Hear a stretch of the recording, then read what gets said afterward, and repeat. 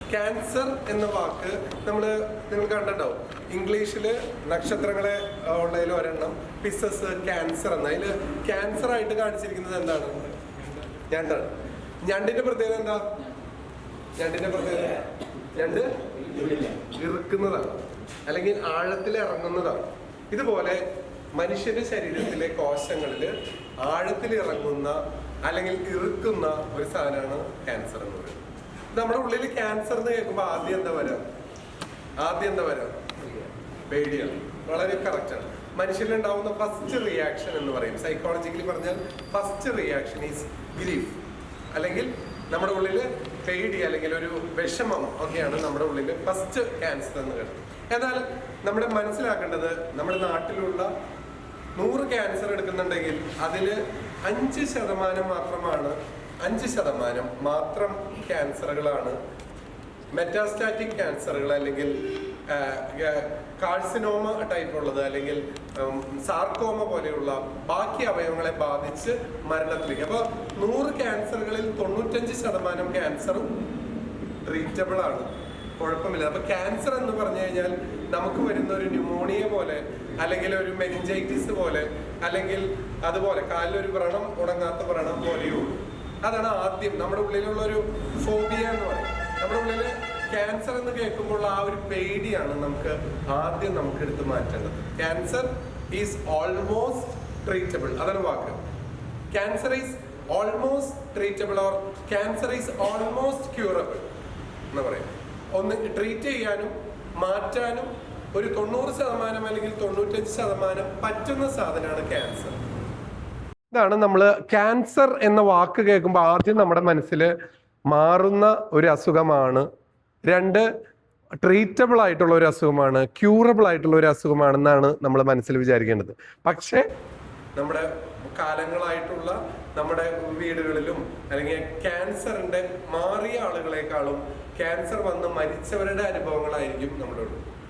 ഞാൻ 2 അനുഭവങ്ങൾ പറയാം. 2 അനുഭവങ്ങൾ. ഈ അടുത്ത് 2 ദിവസം മുമ്പ് എൻ്റെ കൂടെ, ഞാൻ ഇരിഞ്ഞാലക്കുട LF-ലാണ് 4ാം ക്ലാസ് വരെ പഠിച്ചത്. 5ാം ക്ലാസ് തൊട്ട് 10 വരെ സെന്റ് മേരീസ് സ്കൂളിലാണ് പഠിച്ചത്. അപ്പോൾ ഇരിഞ്ഞാലക്കുടയിൽ പഠിച്ചിട്ടുള്ള ഒരാളും കൂടിയാണ് ഞാൻ. അപ്പോൾ എൻ്റെ കൂടെ 4ാം ക്ലാസ് വരെ എൻ്റെ കൂടെ പഠിച്ച ഒരു സഹപാഠി എന്നെ വിളിക്കുകയാണ്. പറഞ്ഞ് ആളുടെ ചേട്ടൻ നാളെ ലാലിൽ കാണാൻ വരും. ആ ചേട്ടൻ്റെ ഭാര്യ ഈ അടുത്ത് സേവാഭാരതിയുടെ ഒരു ക്യാൻസർ ഡിറ്റക്ഷൻ ക്യാമ്പ് ഉണ്ടായിരുന്നു. അപ്പോൾ അതിൽ പോയപ്പോൾ ആളുടെ ബ്രസ്റ്റിൽ ഭാര്യയ്ക്ക് ക്യാൻസർ ഉണ്ടെന്ന് കണ്ടുപിടിച്ചു. സ്റ്റേജ് 2 ബ്രസ്റ്റ് ക്യാൻസർ ആണെന്ന് ആൾ കണ്ടുപിടിച്ചു. അപ്പോൾ ചേട്ടനാകെ അതോടുകൂടിയിട്ട് ആകെ വയ്യ. ചേട്ടനാണെങ്കിൽ ഒരാഴ്ച മുമ്പ് ചേട്ടൻ്റെ വണ്ടി ഒന്നും ഒരു ആക്സിഡൻറ്റ് കഴിഞ്ഞിരുന്നു. അത് കഴിഞ്ഞ പിന്നെ ചേട്ടന് കാലുവേദനയും മാറണില്ല, ചേട്ടന് വീട്ടിലിരിക്കാനും പറ്റണില്ല, ഉറക്കവും കിട്ടണില്ല. ഡോക്ടറെ കാണാനൊന്നും വരും, അപ്പോൾ ഒന്ന് പറഞ്ഞ് മനസ്സിലാക്കിക്കോളൂ എന്ന് പറഞ്ഞു. ഒബ്വിയസ്ലി അപ്പോൾ ഒബ്വിയസ്ലി നമ്മുടെ മനസ്സിലുണ്ടാവില്ല ആള്. അപ്പോൾ ആള് എൻ്റെ OP-യിലേക്ക് കടന്നു വരികയാണ്. OP-യിലേക്ക് കടന്നു വരുമ്പോൾ ഞാൻ നോക്കിയപ്പോൾ ആള് ഭയങ്കര ഗ്ലൂമിയാണ്, മുഖത്ത് സന്തോഷമൊന്നുമില്ല. ഒബ്വിയസ്ലി വീട്ടിലൊരു പ്രശ്നം ഉണ്ടാകുമ്പോൾ നമ്മളൊക്കെ വന്നു അടുത്തിരുന്നു. ആള് പറഞ്ഞു തുടങ്ങുന്നത് എൻ്റെ ഭാര്യയ്ക്ക്, ആളുടെ അസുഖമല്ല, എൻ്റെ ഭാര്യയ്ക്ക് ഈ അടുത്ത്. അപ്പോൾ നമ്മൾ മനസ്സിലാക്കേണ്ടത് ഇതിൽ ക്രക്സ് എന്താണെന്ന് വെച്ച് കഴിഞ്ഞാൽ, ക്യാൻസർ എന്നുള്ളത് നമ്മുടെ വീടുകളിൽ, കുടുംബങ്ങളിൽ വന്നു കഴിയുമ്പോൾ അത് ഒരു വ്യക്തിയെ അല്ല, ആ കുടുംബത്തിനെയും ആ വീട്ടുകാരെയും അതുപോലെ സമൂഹത്തെയും ബാധിക്കുന്ന ഒരു സാധനമാണ്. അതാണ് അതിൻ്റെ ഏറ്റവും വലിയ ആസ്പെക്ട്. അതുകൊണ്ടാണ് ക്യാൻസർ അവയർനെസ്, എന്താണ് ക്യാൻസർ എന്ന്, ക്യാൻസർ എങ്ങനെ വരുന്നുവെന്ന്, ക്യാൻസർ വരാതിരിക്കാൻ നമുക്ക് എന്ത് ചെയ്യാമെന്ന്, അല്ലെങ്കിൽ നമ്മുടെ സമൂഹത്തിൽ നമുക്ക് എന്തൊക്കെ ആസ് എ സിറ്റിസൺ, സാമൂഹിക ജീവി എന്നുള്ള രീതിയിൽ നമുക്ക് എന്തൊക്കെ ചെയ്യാൻ പറ്റും. ഇത്രയാണ് ഞാൻ ഈ ഒരു 45 മിനിറ്റിൽ കവർ ചെയ്യാൻ ഉദ്ദേശിക്കുന്നത്. കുറേ നീട്ടണില്ല, എനിക്കും പേഷ്യൻസ് അവിടെ ഉണ്ട്, നിങ്ങൾക്കും വീട്ടിൽ പോകേണ്ടതാണ്. അപ്പോൾ ഞാൻ ആളോട് വിളിച്ചിരുത്തി. അപ്പോൾ ഓക്കെ, എന്താ ഉണ്ടായി? അപ്പോൾ ആൾ പറഞ്ഞു ഭാര്യയ്ക്ക് ഇങ്ങനെയുണ്ട്. പോയപ്പോൾ അവരാദ്യം ഒരു സംശയം പറഞ്ഞു, എന്നിട്ട് കുത്തിയെടുത്ത് പരിശോധിച്ച് കഴിഞ്ഞപ്പോൾ എന്താണെന്ന് വെച്ച് കഴിഞ്ഞാൽ അതിൽ സ്റ്റേജ് 2 ക്യാൻസർ ഉണ്ടെന്ന് പറഞ്ഞു. അപ്പോൾ ഈ സ്റ്റേജ് 2 എന്ന് വെച്ചാൽ എന്താ? അവിടെ തൊട്ട് തുടങ്ങാം നമുക്ക്. എന്താണ് സ്റ്റേജ് 1, 2, 3, 4 എന്തായിരിക്കും? സിംപിളി പറയുകയാണെങ്കിൽ ഇതൊരു നമ്മുടെ ഒരു കുടലാന്ന് വിചാരിക്കും. ഇതൊരു കുടല നമുക്ക് ഊഹിക്കാമല്ലോ, ഇതൊരു കുടലാന്ന് വിചാരിക്കും. ഈ കുടലിൻ്റെ പുറത്തുള്ള ഒരു പാടയുണ്ട്, ഞങ്ങൾ അതിനെ സീറോസ എന്ന് പറയും. നമ്മളെല്ലാത്തിൻ്റെയും മീതിയുള്ള ഒരു പാട, ആ പാടയ്ക്കാണ് സീറോസ എന്ന് പറയും. ഈ പറയുന്ന സീറോസയിൽ മാത്രം വരുന്നത്, പുറത്തുള്ള പാടയിൽ മാത്രം വരുന്നതാണെങ്കിൽ നമുക്ക്, അല്ലെങ്കിൽ ഏറ്റവും പുറത്തുള്ള പാടയിൽ ഉള്ളിൽ മാത്രം വരുന്ന, ഏറ്റവും ഉള്ളിലുള്ള പാടയിൽ മാത്രം വരുന്നതാണെങ്കിൽ സ്റ്റേജ് 1 എന്ന് പറയും. അത് അതിൻ്റെ മസിലുകളെയൊക്കെ തുളച്ച് അതിൻ്റെ ഉള്ളിലേക്ക് പുറത്തേക്ക് കടക്കാനുള്ളതായ സ്റ്റേജ് 2. സ്റ്റേജ് 3 എത്തുമ്പോഴേക്കും തൊട്ട് സൈഡിലുള്ള ഭാഗങ്ങളൊക്കെ ബാധിച്ചു. സ്റ്റേജ് 4 ആയി കഴിഞ്ഞാൽ ചുറ്റുമുള്ള മറ്റ് അവയവങ്ങളിലേക്ക് പകരുന്നു പറയും. അപ്പം എന്താണ് ക്യാൻസർ എന്നും ക്യാൻസറിൻ്റെ സ്റ്റേജ്? അപ്പം സ്റ്റേജ് 2 എന്ന് പറഞ്ഞാൽ ബ്രസ്റ്റ് എന്ന് പറയുന്ന ഒരു ഭാഗത്താണെങ്കിൽ ബ്രസ്റ്റിൻ്റെ ഉള്ളിലുള്ള കോശങ്ങളിലേക്ക് അല്ലെങ്കിൽ അതിൻ്റെ ഉള്ളിലെ മസിലുകളിലേക്ക് ആഴത്തിൽ ഇറങ്ങി തുടങ്ങിയിട്ടുള്ള ഒരു ക്യാൻസറാണ്. അപ്പോൾ അതുകൊണ്ട് തന്നെ അപ്പം ഞാൻ ആളോട് പറഞ്ഞു സ്റ്റേജ് 2 അല്ലേ എത്തിയിട്ടുള്ളൂ, കുഴപ്പമില്ല, നമുക്കതിന് ഇത്രയേ ഉള്ളൂ. ആ ക്യാൻസർ പൂർണ്ണമായും എടുത്ത് മാറ്റി കഴിഞ്ഞാൽ, ബ്രസ്റ്റ് ആണെങ്കിൽ ബ്രസ്റ്റ് എടുത്ത് മാറ്റി കഴിഞ്ഞാൽ, ഇപ്പോൾ കുടലാണെങ്കിൽ കുടലിലെ ആ ഭാഗം കട്ട് ചെയ്ത് മാറ്റി കഴിഞ്ഞാൽ അത് പൂർണ്ണമായും ക്യൂർ ആവുന്നതായിരിക്കും. പ്രൊവൈഡഡ് നമ്മൾ ഇത് കട്ട് ചെയ്തത് നമ്മൾ പരിശോധനയ്ക്ക് വിധേയമാക്കും. മൈക്രോസ്കോപ്പിൽ കൂടെ നോക്കി അത് ചുറ്റുപാടുകളിലേക്കൊന്നും ഇല്ല എന്ന് നമ്മൾ CT ഒക്കെ എടുത്ത് നോക്കി, ഒന്നുമില്ലെങ്കിൽ stage 2 stage 1 almost completely curable ആണ്. അപ്പോൾ സ്റ്റേജ് 2 കണ്ടുപിടിച്ചത് നന്നായി, അതുകൊണ്ട് ആൾക്ക് വേറെ പ്രശ്നമൊന്നുമില്ല എന്ന് പറഞ്ഞ് ആളുടെ പുറത്ത് തട്ടി. പിന്നെ ആൾക്കുള്ളത് ഒന്ന് ആക്സിഡന്റ് തട്ടിയിട്ട് ചെറിയ മുറിവുകളായിട്ട് വന്നതാണ്. അപ്പോൾ ആ മുറിവിനുള്ള മരുന്നൊക്കെ എഴുതി കൊടുത്ത് ആളെ സന്തോഷമാക്കിയിട്ട് വിട്ടു. രണ്ടാമത്തെ കേസ്, കുറച്ച് നാൾ മുമ്പ് എൻ്റെ ഒരു ഫാമിലി, ഒരു ഫ്രണ്ട് ഉണ്ട്, ഒരു ഉമ്മച്ചിയാണ്. ആ ഉമ്മച്ചിക്ക് ബ്ലീഡിങ് ആയിരുന്നു. ആള് വയസ്സ് ഏകദേശം 55-56 വയസ്സുണ്ടായിരുന്നു. ബ്ലീഡിങ് ആണെന്ന് പറഞ്ഞ് എന്നെ വിളിച്ചു. മാസക്കുളി കഴിഞ്ഞ് വരുന്ന ബ്ലീഡിങ് എന്ന് പറഞ്ഞാൽ നമ്മളെപ്പോഴും ശ്രദ്ധിക്കണം. പോസ്റ്റ് മെനോപോസൽ ബ്ലീഡിങ് എന്ന് പറയും. മെനോപോസ് എന്ന് വെച്ചാൽ മാസക്കുളി നിൽക്കുക. മാസക്കുളി നിന്ന് കഴിഞ്ഞ് വരുന്ന ബ്ലീഡിങ് ആയിട്ടാണ് എന്നെ വിളിച്ചത്. അപ്പോൾ വിളിച്ചു കഴിഞ്ഞപ്പോൾ ഉടനെ ഞാൻ പറഞ്ഞു കരാഞ്ചിറക്കി വാ നോക്കാം എന്ന് പറഞ്ഞു. വന്ന് ഗൈനക്കോളജിസ്റ്റിനെ കാണിച്ചു. അപ്പോൾ ഗൈനക്കോളജിസ്റ്റ് ചെറിയ ഒരു ബയോപ്സി പോലെ ചെയ്ത് നോക്കിയപ്പോൾ അതിൽ ക്യാൻസർ പോസിറ്റീവാണ്. അപ്പോൾ സ്റ്റേജ് 1 ആണത്. Okay, stage 1. അപ്പോൾ ഞാൻ പറഞ്ഞു അവരോട് സ്റ്റേജ് 1 ആണ്, പക്ഷെ അത് ക്യാൻസറാണ്. നമ്മുടെ ഗർഭപാത്രത്തിൻ്റെ ഉള്ളിലെ എൻഡോമെട്രിയം എന്ന് പറയും. ഗർഭപാത്രത്തിൻ്റെ ഉള്ളിലെ പാടയ്ക്ക് അല്ലെങ്കിൽ ഉള്ളിലുള്ള പാടയിൽ വരുന്ന ക്യാൻസറാണ്, അതിന് വരുന്നതാണ്. നമുക്കത് ഗർഭപാത്രം എടുത്തു കളയുന്നതാണ് നല്ലതെന്ന് പറഞ്ഞു. അവർ ഗർഭപാത്രം എടുത്തു കളഞ്ഞു. അതെടുത്ത് കളഞ്ഞിട്ട് നമ്മൾ പരിശോധനയ്ക്ക് വിട്ടു. അപ്പോൾ സ്റ്റേജ് 1B എന്ന് പറഞ്ഞു, അതായത് ഉള്ളിലുള്ള മസിലേക്ക് തിരിച്ച് ഇറങ്ങി തുടങ്ങിയെന്ന് പറഞ്ഞു. അപ്പം ഞാൻ അവിടുത്തെ ഗൈനക്കോളജിസ്റ്റിനോട് സംസാരിച്ചു, ഇനി എന്തെങ്കിലും നമ്മൾക്ക് ചെയ്യേണ്ടതുണ്ടോ എന്ന് ചോദിച്ചു. നമ്മൾ മനസ്സിലാക്കേണ്ടത് ഈ ഉണ്ടായ ക്യാൻസറുകൾ പല രീതിയിൽ ബാക്കി സ്ഥലങ്ങളിലേക്ക് പോകാം. പല രീതിയിൽ നിങ്ങൾ കേട്ടിട്ടുണ്ടാവും, ഇവിടെയുള്ള ക്യാൻസർ വേറെ സ്ഥലത്തേക്ക് വന്നു എന്നൊക്കെ കേട്ടിട്ടുണ്ടാവും. അതെങ്ങനെയായിരിക്കും? ഒരു സ്ഥലത്ത് ഇപ്പോൾ കുടലിലുള്ള ക്യാൻസറാണ്, കുറച്ച് നാൾ കഴിയുമ്പോൾ ആൾക്ക് തലച്ചോറിൽ വന്നു. അല്ലെങ്കിൽ ബ്രസ്റ്റിലുള്ള ക്യാൻസറാണ്, കുറച്ച് നാൾ കഴിയുമ്പോൾ തലച്ചോറിക്കും വന്നു. അതെങ്ങനെയായിരിക്കും? 3 രീതിയിലാണ് അത് വരാം. 3 രീതിയിൽ. ഒന്ന് എന്ന് പറഞ്ഞു കഴിഞ്ഞാൽ ഇവിടെയുള്ള ക്യാൻസർ പതുക്കെ വളർന്ന് അടുത്തുള്ള ടിഷ്യൂലേക്ക്, ടിഷ്യൂ വഴിക്കുള്ള സ്പ്രെഡ്, ടിഷ്യൂ വഴിക്ക് പതുക്കെ സ്പ്രെഡ് ചെയ്ത് അടുത്തുള്ള ടിഷ്യൂ. 2 എന്ന് പറഞ്ഞു കഴിഞ്ഞാൽ രക്തത്തിലൂടെ ക്യാൻസറിൻ്റെ സെല്ലുകൾ പല സ്ഥലത്തേക്ക് എത്തുന്ന. 3 എന്ന് പറഞ്ഞു കഴിഞ്ഞാൽ നമ്മുടെ ശരീരത്തിലെ രക്തത്തിൻ്റെ വ്യവസ്ഥയല്ലാതെ വേറൊരു വ്യവസ്ഥയുണ്ട്, ദാറ്റ്സ് കോൾഡ് ലിംഫാറ്റിക് സിസ്റ്റം എന്ന് പറയും. നമ്മുടെ ശരീരത്തിലെ കൊളസ്ട്രോളും ശുദ്ധമായിട്ടുള്ള സാധനങ്ങൾ അശുദ്ധമായിട്ടുള്ള സാധനങ്ങളൊക്കെ പതുക്കെ ഒഴുക്കിക്കളയുന്ന ഒരു പദാർത്ഥമാണ് ലിംഫ് എന്ന് പറയുന്നത്. ലിംഫിനെ കുറേ നമ്മൾ പറയില്ലേ, കഴല എന്ന് പറയില്ലേ. കുട്ടികളിൽ കഴുത്തിൽ കഴല കണ്ടു, അല്ലെങ്കിൽ തലയിൽ പേനുണ്ട് ബാക്കിൽ കഴല വന്നു, അല്ലെങ്കിൽ വായിലൊരു പുണ്ണുണ്ടായിരുന്നു ഇവിടെ ഒരു കഴല വന്നു, കാലിലൊരു മുറിവുണ്ടായിരുന്നു ഒടിയിൽ കഴല വന്നു എന്ന് പറയില്ലേ. അല്ലെങ്കിൽ ചിലർ കുട്ടികൾക്ക് വയറുവേദനയായിട്ട് സ്കാൻ ചെയ്ത് നോക്കുമ്പോൾ മീസെൻട്രിക് ലിംഫഡിനൈറ്റിസ് എന്ന് പറയും. വയറിൻ്റെ ഉള്ളിൽ ചെറിയ കഴലകൾ കണ്ടു. ഇതൊക്കെ കോമൺ കാണുന്ന കഴലകൾ. ഈ കഴലകൾ പോകുന്നത് ചെറിയ രക്തം പോലെ ഒഴുകുന്ന ചില ദ്രാവകം വഴി, അതിനെയാണ് ലിംഫ് എന്ന് പറയുന്നത്. ഈ ലിംഫാറ്റിക് സിസ്റ്റം വഴിക്ക് ഇപ്പോൾ ബ്രസ്റ്റ് ആണെങ്കിൽ ബ്രസ്റ്റിൽ നിന്നുള്ള ലിംഫാറ്റിക് സിസ്റ്റം പോകുന്നത് കക്ഷത്തിലേക്കാണ്. കുടലാണെങ്കിൽ കുടലിൽ നിന്നുള്ള കടലകൾ പോകുന്നത് വയറിന് ചുറ്റുമുള്ള അല്ലെങ്കിൽ ഒടിയിലുള്ള കടലകളിലേക്ക്. അതുപോലെ അല്ലെങ്കിൽ തൈറോയ്ഡ് ആണെങ്കിൽ തൈറോയിഡിൽ നിന്ന് ഈ സൈഡുകളിലേക്കുള്ള കടലകളിൽ അടുത്തുള്ള കടലുകളിലേക്കുള്ള സ്പ്രെഡ്. അപ്പോൾ ഈ പറഞ്ഞ ഉമ്മച്ചിയുടെ ബ്ലീഡിങ് കണ്ടു, നമ്മൾ യൂട്രസ് എടുത്ത് കളഞ്ഞു, എന്നാലും കടലകൾ ബാക്കിയുണ്ടോ എന്ന് നമുക്ക് സംശയമുണ്ട്. അപ്പം അതിന് വേണ്ടിയിട്ട് അവർ കോഴിക്കോട് MVR എന്ന് പറഞ്ഞ ക്യാൻസർ സ്പെഷ്യലിസ്റ്റ് ഒരു ഹോസ്പിറ്റലുണ്ട്, അവിടെ പോയി അവരെന്ത് ചെയ്തെന്ന് വെച്ചാൽ ചുറ്റുപാടുള്ള കടലകളും അതിന് ചുറ്റുമുള്ള ഭാഗങ്ങളൊക്കെ അതിൻ്റെ കൂടെ റിമൂവ് ചെയ്തു. കടലകളിൽ പരിശോധന നടത്തി അതിനുള്ളിൽ ക്യാൻസർ ഒന്നും ഇല്ല എന്ന് ഉറപ്പുവരുത്തി. അപ്പോൾ ഈ രണ്ട് അനുഭവങ്ങളിൽ നിന്ന് നമുക്ക് എന്തൊക്കെയാണ് മനസ്സിലായേ? ഞാൻ 2 ഉദാഹരണങ്ങൾ പറഞ്ഞതാണ്. നമുക്ക് മനസ്സിലായ എന്തൊക്കെ കാര്യങ്ങളാണ്? എന്തൊക്കെയാ നമുക്ക് മനസ്സിലായേ? ഈ രണ്ടുപേരും ജീവിച്ചിരിക്കുന്നുണ്ട്.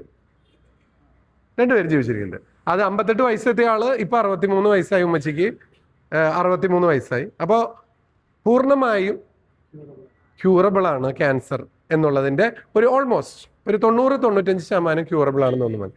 2, ക്യാൻസർ ഒരാൾക്ക് വരുന്നുണ്ടെങ്കിൽ ആളുടെ കുടുംബം, ആളുടെ പാർട്ട്ണർ, ആളുടെ മക്കൾ വളരെയധികം ഫ്രാൻറ്റിക് ആവും.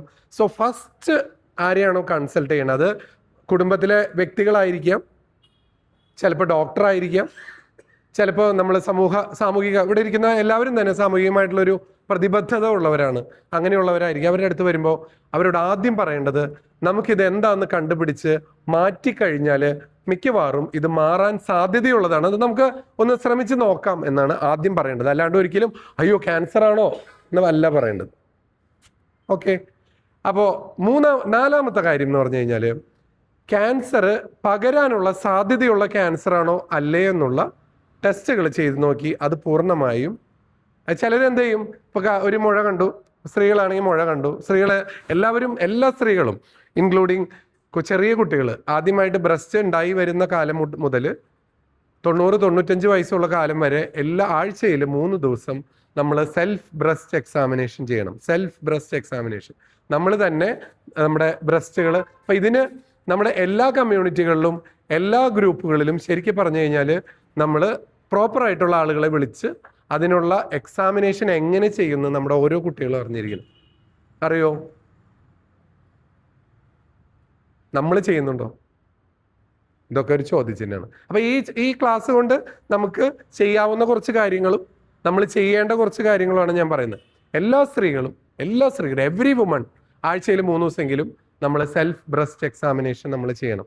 നമ്മൾ ദൈവം അനുഗ്രഹിച്ച് നമ്മുടെ നെഞ്ചുകൂട് ഭയങ്കര സ്ട്രോങ് ആണ്. അതിന് മീതിയാണ് ബ്രസ്റ്റ് എന്ന് പറയുന്നത് വളരെ സോഫ്റ്റ് ആയിട്ടുള്ളതാണ്. അപ്പം അത് നമ്മൾ ആ നെഞ്ചുകൂടിൻ്റെ അവിടെ അമർത്തി നമ്മൾ ചെക്ക് ചെയ്ത് നോക്കിക്കഴിഞ്ഞാൽ നമുക്ക് ചെറിയൊരു കല പോലെ അല്ലെങ്കിൽ തടിപ്പ് പോലെ ഒരു കട്ടിപ്പ് പോലെ ഉണ്ടെങ്കിൽ നമുക്കറിയാം. അപ്പം നമ്മളുടെ കോളനിയിൽ അല്ലെങ്കിൽ നമ്മളുടെ ഹൗസിംഗ് ബോർഡിൽ അല്ലെങ്കിൽ നമ്മുടെ സൊസൈറ്റിയിൽ അല്ലെങ്കിൽ നമ്മുടെ ഓർഗനൈസേഷനിൽ എല്ലാ സ്ത്രീകളും സെൽഫ് ബ്രസ്റ്റ് എക്സാമിനേഷൻ ചെയ്യുന്നവർ ആവണം എന്നുള്ള ഒരു പ്രതിജ്ഞ ഈ ക്ലാസ് കഴിയുമ്പോൾ നമുക്ക് എടുക്കാൻ പറ്റുന്നുണ്ടെങ്കിൽ ദാറ്റ്സ് വെരി ഗുഡ്. അപ്പം ഞാൻ ഈ ക്ലാസ് റെക്കോർഡ് ചെയ്യുന്നുണ്ട്.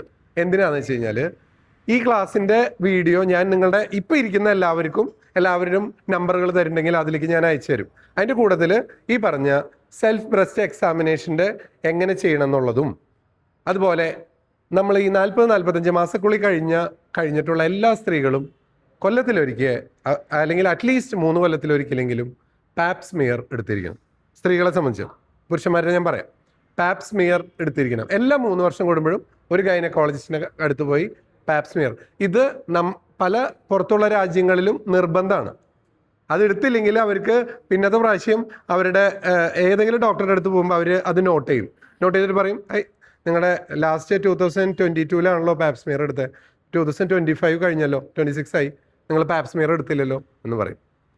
എന്തിനാണെന്ന് വെച്ച് കഴിഞ്ഞാൽ നമ്മൾ ഈ പറഞ്ഞ പോലെ ചെറിയ ബ്ലീഡിങ് വന്നപ്പോൾ, ചെറിയൊരു മുഴ വന്നപ്പോൾ അവർ കണ്ടുപിടിച്ചത് കൊണ്ട് അവർക്ക് കംപ്ലീറ്റ് ക്യൂർ 100% അവരെ ട്രീറ്റ് ചെയ്യാം. ഇനിയിപ്പോൾ അവരുടെ ഉള്ളിൽ ഈ മുഴ അത് കുഴപ്പമൊന്നും ഉണ്ടാവില്ല എന്ന് വെച്ച് ഒരു 6 മാസം കഴിഞ്ഞ് കഴിഞ്ഞാൽ ക്യാൻസറിൻ്റെ അടുത്ത സ്റ്റേജിലേക്ക് എത്തും. അതായത് സ്റ്റേജ് 2 നമ്മൾ നേരത്തെ പറഞ്ഞ് സ്റ്റേജ് 3ലേക്ക് കിടക്കും. അപ്പോൾ പതുക്കെ അടുത്തുള്ള അവയവങ്ങളെ അല്ലെങ്കിൽ മസിലിനെ അല്ലെങ്കിൽ ത്വക്കിനെ ഒക്കെ ബാധിച്ചു തുടങ്ങും. അടുത്ത സ്റ്റേജ് ആകുമ്പോൾ ത്വക്കിലൂടെ ബാക്കി ഇപ്പുറത്തെ ബ്രസ്റ്റിലാണെങ്കിൽ ഇപ്പുറത്തെ ബ്രസ്റ്റിലേക്ക് വരാം, ഇവിടെ നിന്ന് കഴലകളിലേക്ക് വരാം, ഇവിടെ നിന്ന് തലച്ചോറേക്ക് പോവാം. അതാണ് സ്റ്റേജ് 4 എന്ന് പറയുന്നത്. അപ്പോൾ നമ്മൾ മനസ്സിലാക്കേണ്ടത് ഏർലി ഡിറ്റക്ഷൻ, ഇതിൻ്റെ ഇമ്പോർട്ടൻസ് ആണ്. ഞാൻ ഈ പറഞ്ഞതിൻ്റെ പോയിന്റ് എന്താണെന്ന് വെച്ച് കഴിഞ്ഞാൽ ഏർലി ഡിറ്റക്ഷൻ നമ്മുടെ ശരീരത്തിൽ സാധാരണയെ വിട്ടിട്ട് എന്ത് കാര്യം ഉണ്ടെങ്കിലും, ഉദാഹരണത്തിന് നമ്മൾ രാവിലെ ബ്രഷ് ചെയ്ത് കഴിയുമ്പോൾ നമ്മൾ വായൊക്കെ തുറന്നു നോക്കോ? എവിടെ ബ്രഷ് ചെയ്ത് ഇട്ട് വയ്ക്കും അല്ലേ? അല്ല, ആരാ വായ തുറന്നു നോക്കുന്നവർ എത്ര പേരുണ്ട്? ഒരാളെങ്കിലും ഉണ്ട്. 2 പേരുണ്ട്. Thank God. അപ്പോൾ എല്ലാവരും നിങ്ങളുടെ വായല്ലേ, എൻ്റെ വായല്ലല്ലോ. നമ്മുടെ വായ ബ്രഷ് ചെയ്ത് കഴിയുമ്പോൾ ഒന്ന് തുറന്നു നോക്കണം. എന്തൊക്കെ നോക്കണ്ടേ? വായയുടെ ഉള്ളിൽ പല്ലുകളൊക്കെ ഭംഗിയായിട്ട് ഇരിക്കുന്നുണ്ടോ? അവിടെ എന്തെങ്കിലും വെളുത്ത എന്തെങ്കിലും പാടുകളോ കട്ടിപ്പോ ചോപ്പോ അല്ലെങ്കിൽ ചുവന്ന് കൊടുക്കുന്ന ഇതായിട്ടുണ്ടോ? അല്ലെങ്കിൽ നാവിൻ്റെ സൈഡിൽ മാറാണ്ട് ഒരു ചുവന്ന കളറുണ്ടോ? അതുമ്മ ഇങ്ങനെ കുനികുനിപ്പ് പോലെ ഉണ്ടോ, എന്തെങ്കിലും സാധാരണ വിട്ടെന്നുണ്ടെങ്കിൽ നമ്മൾ ഡെഫിനറ്റ്ലി ഇതുപോലെ നമ്മുടെ ശരീരത്തിൽ ഉണ്ടാവുമ്പോൾ നമ്മൾ ശരീരമൊക്കെ ഇടയ്ക്ക് നോക്കണമെന്ന് അല്ലേ.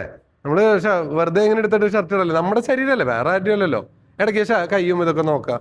ചിലപ്പോൾ നമ്മുടെ അവിടെ ഇവിടെ കുറേ ഉണ്ടകൾ കാണും, ചിലർക്ക് ഉണ്ടാവും അവിടെ ഇവിടെയും. ഇവിടെ ഒരെണ്ണം കണ്ട് കുറച്ച് കഴിയുമ്പോൾ ഇവിടെ ഉണ്ട്, കുറച്ച് പറഞ്ഞു ഇവിടെ. എൻ്റെ അച്ഛനും ഉണ്ടായിരുന്നല്ലോ, അച്ഛനും ഉണ്ടായിരുന്നു, ഇതുപോലെ അവിടെ ഇവിടെയൊക്കെ ഉണ്ടായിരുന്നു. മോന് നോക്കിയപ്പോൾ മോനും ഉണ്ട്. ഇത് പ്രശ്നമുള്ളതാണോ?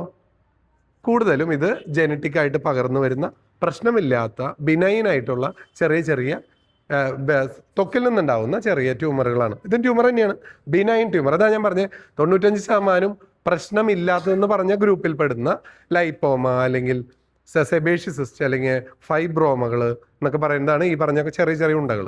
കണ്ടോ, ആൾക്കാർ പറയും എൻ്റെ വയറിൻ്റെ സൈഡിൽ ഒരെണ്ണുണ്ട്, ഇടയ്ക്ക് വരാറുണ്ട് ഒപ്പിയിൽ, എന്തെങ്കിലും നോക്കണോ ഡോക്ടറെ? ഞാൻ പറഞ്ഞു നിങ്ങൾക്ക് പ്രശ്നമൊന്നുമില്ലല്ലോ. എനിക്കും പ്രശ്നമില്ല എന്ന് പറഞ്ഞു. പിന്നെ എന്തെങ്കിലും പ്രശ്നം ഉണ്ടാവാനുള്ള എങ്ങനെയാണ് പ്രശ്നമുള്ളവരുണ്ടെയും പ്രശ്നമില്ലാത്തവരുണ്ടെയും മനസ്സിലാക്കുക? എന്തായിരിക്കും, എങ്ങനെയാണ് മനസ്സിലാക്കുക? ഒന്ന് നമുക്ക് ഒരു പ്രശ്നമില്ലായിരുന്നു, അപ്പോൾ പതുക്കെ ഒരു വേദന വരുന്നു. വേദന വരുന്നത് കൂടുതലും ക്യാൻസറസ് ആവില്ല, കൂടുതൽ ഇൻഫെക്ഷൻ ആയിരിക്കും, എന്നാലും അത് നമ്മൾ ട്രീറ്റ്മെൻറ്റ് എടുക്കേണ്ടതാണ്. 2, പെട്ടെന്ന് വളർച്ച വരുന്നു. അത്ര നാളും പാവത്താനായിട്ട് ഒരു പ്രശ്നമില്ലാണ്ട് ഇവിടെ ഇരുന്ന ആളാ, പിന്നെ നോക്കുമ്പോൾ ഇത്തിരി വലിപ്പം വെച്ചു. ഇത്ര ഇരുന്നാൾ ഒരു 2 ആഴ്ച കൊണ്ട് ഇത്ര വലിപ്പം വെച്ചല്ലോ, അപ്പം അപകടമുണ്ട്. 3, അതുവരെ നോക്കുമ്പോൾ നല്ല ഭംഗിയായിട്ട് നമ്മുടെ ത്വക്കിൻ്റെ കളറിൽ തന്നെ നല്ല ഭംഗിയായിട്ട് ഒരു കുഞ്ഞുണ്ടായിട്ട് നിന്നിരുന്നത്, ഇപ്പം നോക്കുമ്പോൾ ഒരു നിറ വ്യത്യാസം, ഒരു കറുപ്പ കളറ്, അതിൻ്റെ ചുറ്റും ചുവപ്പ്, ചുറ്റുമുള്ള ത്വക്കുകളൊക്കെ ഒന്ന് വലിഞ്ഞിരിക്കുന്നു. അത് ബ്രസ്റ്റിലായാലും അങ്ങനെ തന്നെയാണ്. അതിൻ്റെ ചുറ്റുമുള്ള സ്കിന്നൊക്കെ ഇങ്ങനെ ഓറഞ്ചിൻ്റെ തൊലി പോലെ ഇങ്ങനെ വലിഞ്ഞിരിക്കുന്നു. അങ്ങനെ എന്തെങ്കിലും കണ്ടു കഴിഞ്ഞാൽ നമ്മൾ സൂക്ഷിക്കണം. അല്ലെങ്കിൽ അതിൽ കൂടെ ആ പോകുന്ന വഴിയിൽ ഞരമ്പ് തരിപ്പ് പോലെ കഴപ്പ് പോലെയൊക്കെ വരുന്നുണ്ടെങ്കിൽ നമ്മൾ ഡോക്ടറെ കാണിക്കണം. അതാണ്. അല്ലാതെ അവിടെ ഇവിടെയും മുഴകളായിട്ട് നടക്കുന്ന കുറേ പേരുണ്ട്, അവരങ്ങനെ തന്നെ നടന്നോട്ടെ, നമ്മളാരും ബുദ്ധിമുട്ടിക്കണ്ട. അത് പോയി മുറിച്ച് കഴിഞ്ഞാൽ കുഴപ്പമില്ല, മുറിച്ചോ, അടുത്ത ആഴ്ച 1 മാസം കഴിയുമ്പോൾ ഇപ്പുറത്ത് വരും, അത് കഴിയുമ്പോൾ പറഞ്ഞാൽ ഇപ്പുറത്ത് വരും. ഇത് മുറിക്കാൻ തന്നെ നേരം ഉണ്ടാവുള്ളൂ. അതുകൊണ്ട് അതെല്ലാം ബിനൈൻ ഗ്രൂപ്പ് ഓഫ് ട്യൂമേഴ്സ് ആണ്. ബിനൈൻ എന്ന് കഴിഞ്ഞാൽ പ്രശ്നക്കാരല്ലാത്തത്, മാലിഗ്നൻ എന്ന് പറഞ്ഞാൽ പ്രശ്നക്കാരായിട്ടുള്ളത്. ആ ബിനൈൻ ഗ്രൂപ്പ് ഓഫ് ട്യൂമേഴ്സിലാണ് ഈ പറഞ്ഞ എല്ലാതും വരെ. ഇപ്പം ഞാൻ പറഞ്ഞത് ഇതിലെ ഏറ്റവും ഇമ്പോർട്ടൻ്റ് ആയിട്ടുള്ള കാര്യമാണ് ഇനി പറയാൻ പോകുന്നത്. The most important fact in cancer is it is A genetic disease. Almost നമ്മുടെ നാട്ടിൽ കാണുന്ന ഓൾമോസ്റ്റ് കൂടുതൽ ക്യാൻസറുകളുടെയും ബേസ് ജനറ്റിക് ആണ്. നമ്മൾ വിചാരിക്കും ഈ പച്ചക്കറിയിൽ പെസ്റ്റിസൈഡ് അടിക്കുന്നതും അല്ലെങ്കിൽ ഇപ്പോൾ തമിഴ്നാട്ടിൽ നിന്ന് ഇതടിച്ചിട്ട് വരുന്ന പച്ചക്കറി തിന്നിട്ടാണ് ഇവിടെ ഇത് കൂടുന്നത്. അല്ല, നമ്മുടെ നാട്ടിൽ ഏറ്റവും കോമൺ 1, 2, 3, 4, 5 ക്യാൻസർ ഉണ്ടാക്കുന്ന കാരണങ്ങൾ കഴിഞ്ഞിട്ടാണ് പെസ്റ്റിസൈഡും ഫംഗൽ ടോക്സിനും ബാക്കിയൊക്കെ വരുന്നത്. ഞാൻ പറഞ്ഞതല്ല, RCCയുടെ സൈറ്റ് എടുത്തു കഴിഞ്ഞ് കഴിഞ്ഞാൽ കാർസിനോജൻസ് എന്ന് പറഞ്ഞ ഗ്രൂപ്പിൽ കാറ്റഗറി 1, 2, 3, 4, 5 എന്ന് പറഞ്ഞിട്ട് കാറ്റഗറി, അതിൽ 6ാമത്തെ ഗ്രൂപ്പിലാണ് ഈ പറയുന്ന പെസ്റ്റിസൈഡ്സും ഈ പറയുന്നതുകളും വരുന്നത്. ഇനി ഈ എന്താ പറയുക, ചെള്ളിനെ കൊല്ലാനുള്ള പെസ്റ്റിസൈഡ് ഒരു ഇത്തിരി സ്ട്രെങ്ത് കൂടുതൽ അടിച്ചാലൊന്നും നമ്മുടെ ഉള്ളിൽ ക്യാൻസർ അത്ര പെട്ടെന്നൊന്നും വരില്ല. കാരണം നമ്മുടെ ഉള്ളിൽ ഓൾറെഡി റിപ്പയറിങ് മെക്കാനിസം എന്ന് പറഞ്ഞിട്ടുണ്ട്. P53 പോലെയുള്ള ജീനുകളുണ്ട് നമ്മുടെ ഉള്ളിൽ. അതായത് നമ്മുടെ ഗാർഡിയൻസ് ആണ് അവർ. എന്ത് സെല്ലുകളിൽ മാറ്റം ഉണ്ടായാലും ആ മാറ്റങ്ങൾ ഉൾക്കൊണ്ടുകൊണ്ട് നമുക്ക് ശരീരത്തിൽ എന്ത് പ്രശ്നം ഉണ്ടായാലും അതിനെ റിക്കവർ ചെയ്യുന്ന, അതിനെ കവർ ചെയ്യുന്ന കുറേ ജീനുകൾ നമ്മുടെ ഉണ്ട്. ട്യൂമർ സപ്രസർ ജീൻ എന്ന് പറയും. ട്യൂമറിനെ സപ്രസ് ചെയ്യുന്ന ജീൻ. അത് ക്ലാസിക്കൽ എക്സാമ്പിളാണ് BRCA1, BRCA2 എന്നൊക്കെ പറയും. ഇത് ബ്രസ്റ്റ് ക്യാൻസറിന്റെ ജീനുകളാണ്. ഈ ജീനുകൾ ശരീരത്തിൽ ഒരു കുഴപ്പമില്ലാണ്ട് ഇരിക്കുകയാണെങ്കിൽ നമുക്കൊരു പ്രശ്നം ഉണ്ടാവില്ല. ഈ ജീനുകൾക്ക് ചെറിയ മാറ്റങ്ങൾ ജനിതകപരമായിട്ടുണ്ടെങ്കിൽ, അപ്പോൾ നമ്മൾ എന്താ വേണ്ടേ?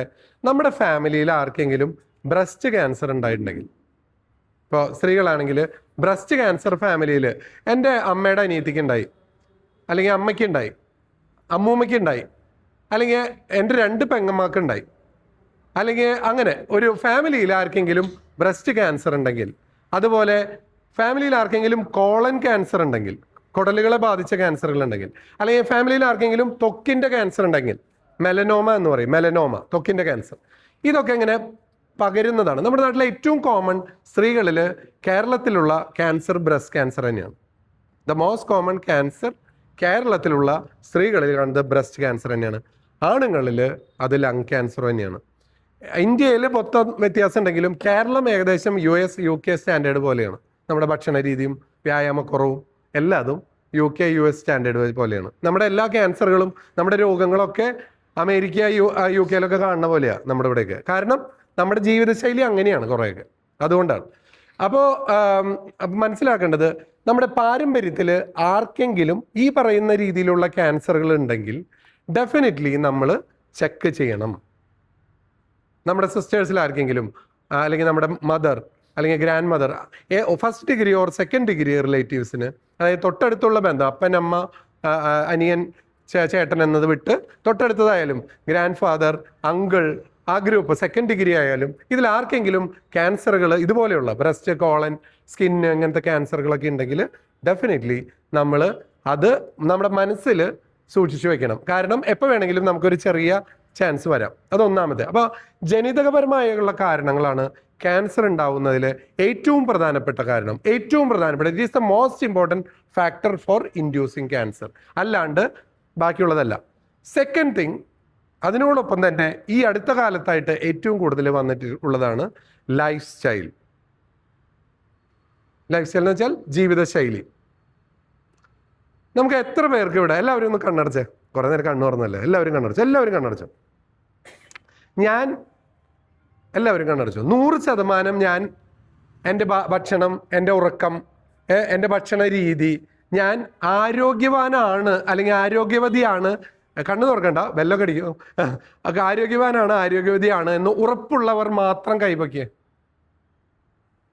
ഓക്കെ, ഇനി കൈ ഇട്ടോ, താഴെ ഇട്ടോ. അപ്പം നമ്മളിവിടെ ഇരുന്നവരിൽ 30%, എല്ലാവരും കണ്ണോർന്നു 30% പേർക്ക് അത് ഉറപ്പുള്ളൂ.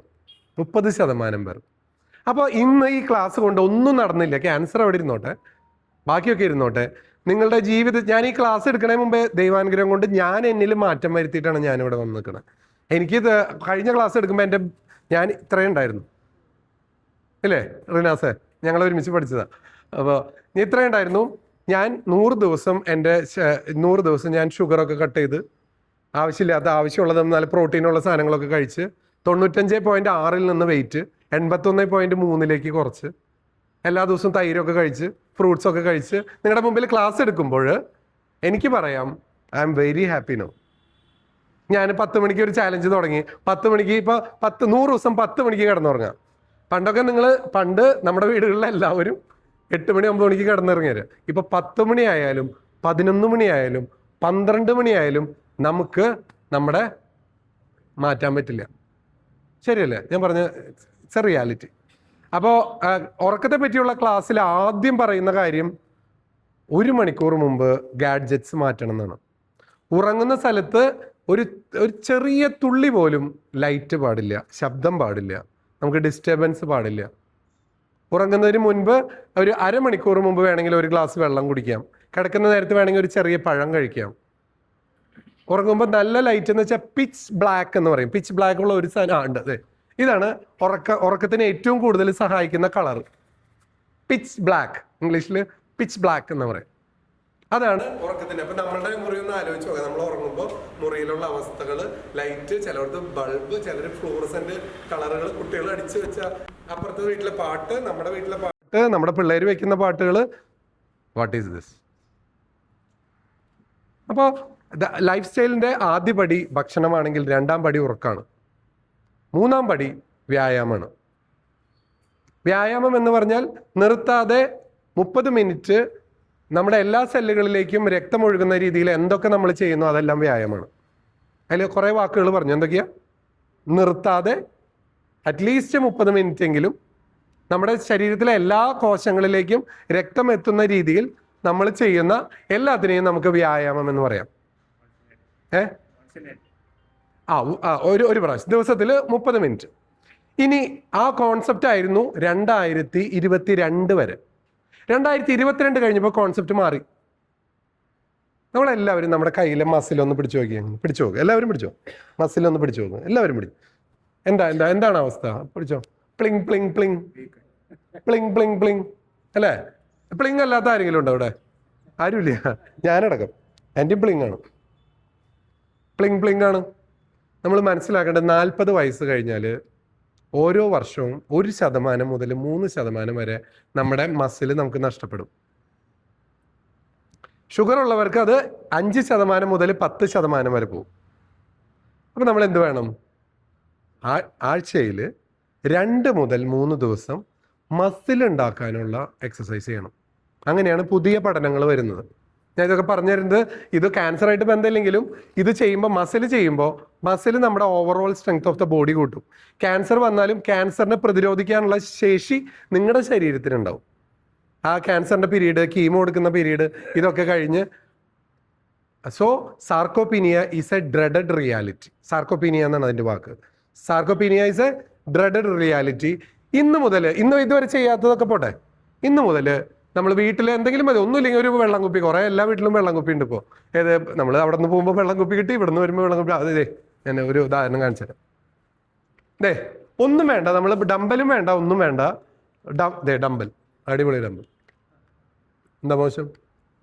ഒന്നുമില്ല, ഒരു മോശമില്ല. ഇതുപോലെ എന്തെങ്കിലും സാധനം വെച്ച് ഇതൊരു നിങ്ങളിങ്ങനെ, ഞാൻ പറയാം, ഒരു 30 പ്രാവശ്യം നിങ്ങൾ ചെയ്തു എന്നൊക്കെ, ഒരു 30 പ്രാവശ്യം ചെയ്തു. പിന്നെ അന്ന് പിറ്റേ ദിവസം ചെയ്തില്ല, പിറ്റേ ദിവസം വേറെ ഏതെങ്കിലും കാലിൻ്റെ ചെയ്തു. ഇരുന്നിട്ട് ഒന്നും വേണ്ട, 30 പ്രാവശ്യം ചെയ്തു. ഒന്നും പറ്റിയില്ല, എനിക്ക് മുട്ടുവേദനയാണ്. ഓക്കെ, ഇരുന്ന് കാല് മാത്രം. സോളീസ് പുഷപ്പ് എന്ന് പറയും. സോളീസ് പുഷപ്പ് ഈ സാധനം ചെയ്താൽ ഷുഗർ 20 മുതൽ 30 വരെ കുറയുന്ന പഠനങ്ങളുണ്ട്. വെറുതെ ചുമ്മാ ഒന്നും ചെയ്യണില്ല. ഇരുന്നിട്ട് ഞാൻ സോളിയസ് എന്ന് പറഞ്ഞ മസിലിനെ താഴത്തേക്ക് മുകളിലേക്ക് ആകണല്ലോ. വെറുതെ ഇരുന്ന് കാലുകൊണ്ട് ഇങ്ങനെ ആകണല്ലോ. ഇതെങ്കിലും ചെയ്യൂ പ്ലീസ്. വലിച്ചിലുണ്ടെങ്കിൽ വേറെ എന്തെങ്കിലും പ്രശ്നം ഉണ്ടാവും, അവിടുത്തെ ഞരമ്പുകൾക്ക് എന്തെങ്കിലും ഉണ്ടാവും. വലിച്ചിൽ വരണ്ടെങ്കിൽ കാരണം കണ്ടുപിടിക്കണം. വലിച്ചിൽ വരണമെങ്കിൽ മസിൽ ചിലപ്പോൾ വിറ്റാമിൻ ഡി കുറവ്. പിന്നെ അത് വിറ്റാമിൻ ഡി പറഞ്ഞപ്പോൾ ഇതിന് vitamin D is an antioxidants ആണ്. ആൻറ്റി ഓക്സിഡൻറ്റ് അത് വിറ്റാമിൻ ഡി നമ്മുടെ ഇപ്പോൾ ഇവിടെ ഇരിക്കുന്ന എല്ലാവർക്കും ഇപ്പോൾ വിറ്റാമിൻ ഡി എടുത്ത് നോക്കിക്കഴിഞ്ഞാൽ ഇതിൽ 95% പേർക്കും വിറ്റാമിൻ ഡി കുറവായിരിക്കും. വിറ്റാമിൻ ഡി കുറവ്. എന്താ റീസൺ? രാവിലെ 10 മണിക്കും ഉച്ചയ്ക്ക് 2 മണിക്കും ഇടയിൽ 10 മിനിറ്റ് 15 മിനിറ്റ് എങ്കിലും നമ്മൾ വെയിൽ കൊള്ളുന്നില്ല. ശരിയല്ലേ? സത്യമാണ്. രാവിലെ 10 മണിക്കും ഉച്ചയ്ക്ക് 2 മണിക്കും ഇടയിൽ 10 മുതൽ 15 മിനിറ്റ് നമ്മൾ വെയിൽ കൊള്ളുന്നില്ല, ഇൻക്ലൂഡിങ് അസ്. അപ്പോൾ ഒപ്പിയിലായിരിക്കും, ഞങ്ങൾക്ക് പുറത്തേക്ക് ഇറങ്ങാൻ പറ്റില്ല. ഞായറാഴ്ചകളിലൊക്കെയാണ് കുറച്ച് പറമ്പിക്ക് ഒന്ന് ഇറങ്ങാൻ പറ്റുക. അപ്പോൾ മനസ്സിലാക്കേണ്ടത് ഇതെല്ലാതും നമ്മുടെ ജീവിത ശൈലിയായിട്ട് ബന്ധപ്പെട്ടതാണ്. ഇത് കയ്യിലെടുത്തുകൊണ്ട് എനിക്ക് പറയാവുന്ന വേറൊരു കാര്യമുണ്ട്. എന്താ? We are all dehydrated. നാവ് ഉണങ്ങണില്ലേ? സത്യം പറ, നിങ്ങളുടെ നോക്കിയേ, നിങ്ങളുടെ നാവൊക്കെ ഉണങ്ങിയിരിക്കുകയല്ലേ ഇപ്പോൾ? അല്ലേ? ശരിയല്ലേ ഞാൻ പറഞ്ഞത്? എല്ലാവരുടെയും വായ ഉണങ്ങിയിരിക്കുക. എന്തുകൊണ്ടാ? നമ്മൾ യാത്ര ചെയ്യുമ്പോൾ ക്ഷീണം വരുന്നതും നമ്മുടെ ദിവസത്തിൽ നമ്മൾ വർക്ക് ചെയ്യുമ്പോൾ ക്ഷീണം വരുന്നതിൻ്റെയൊക്കെ ബേസിക് റീസൺ നമ്മൾ ഒരു ദിവസം മനസ്സിലാക്കേണ്ടത് 1500 ml നമ്മൾ യൂറിനേറ്റ് ചെയ്യുന്നുണ്ട്.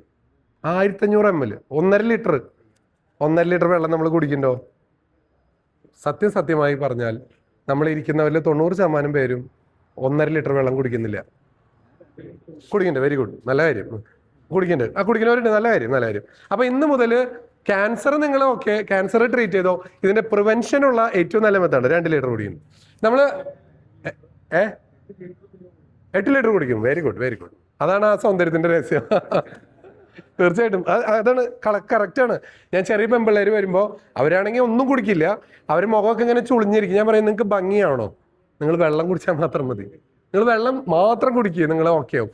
ഗ്ലോ കിട്ടും, മുഖത്തിനൊക്കെ ഗ്ലോ വരും, നമുക്ക് വ്യത്യാസം വരും, നമ്മൾ ഈ ക്ഷീണിച്ചിരിക്കലൊക്കെ മാറും. അപ്പോൾ definitely hydration is very important. നമ്മൾ എല്ലാ ദിവസവും ഏകദേശം ഈ പറഞ്ഞ 8 മുതൽ 12 ഗ്ലാസ് വരെയെങ്കിലും മിനിമം 8 മുതൽ 12 ഗ്ലാസ്, അതായത് 2 മുതൽ 3 ലിറ്റർ വെള്ളം നിർബന്ധമായിട്ടും കുടിക്കുന്ന ശീലം. ഇതിനുള്ള എളുപ്പമാർഗം എന്താണെന്ന് വെച്ചാൽ, നമ്മൾ ഏറ്റവും കൂടുതൽ ഇരിക്കുന്ന സ്ഥലങ്ങളിൽ ഗ്ലാസ്സുകളിലായിട്ടോ കുപ്പികളിലായിട്ടോ, ഗ്ലാസ്സാണ് ഏറ്റവും നല്ലത്. നമ്മളൊക്കെ മടിയന്മാരും മടിച്ചുകളാണ്.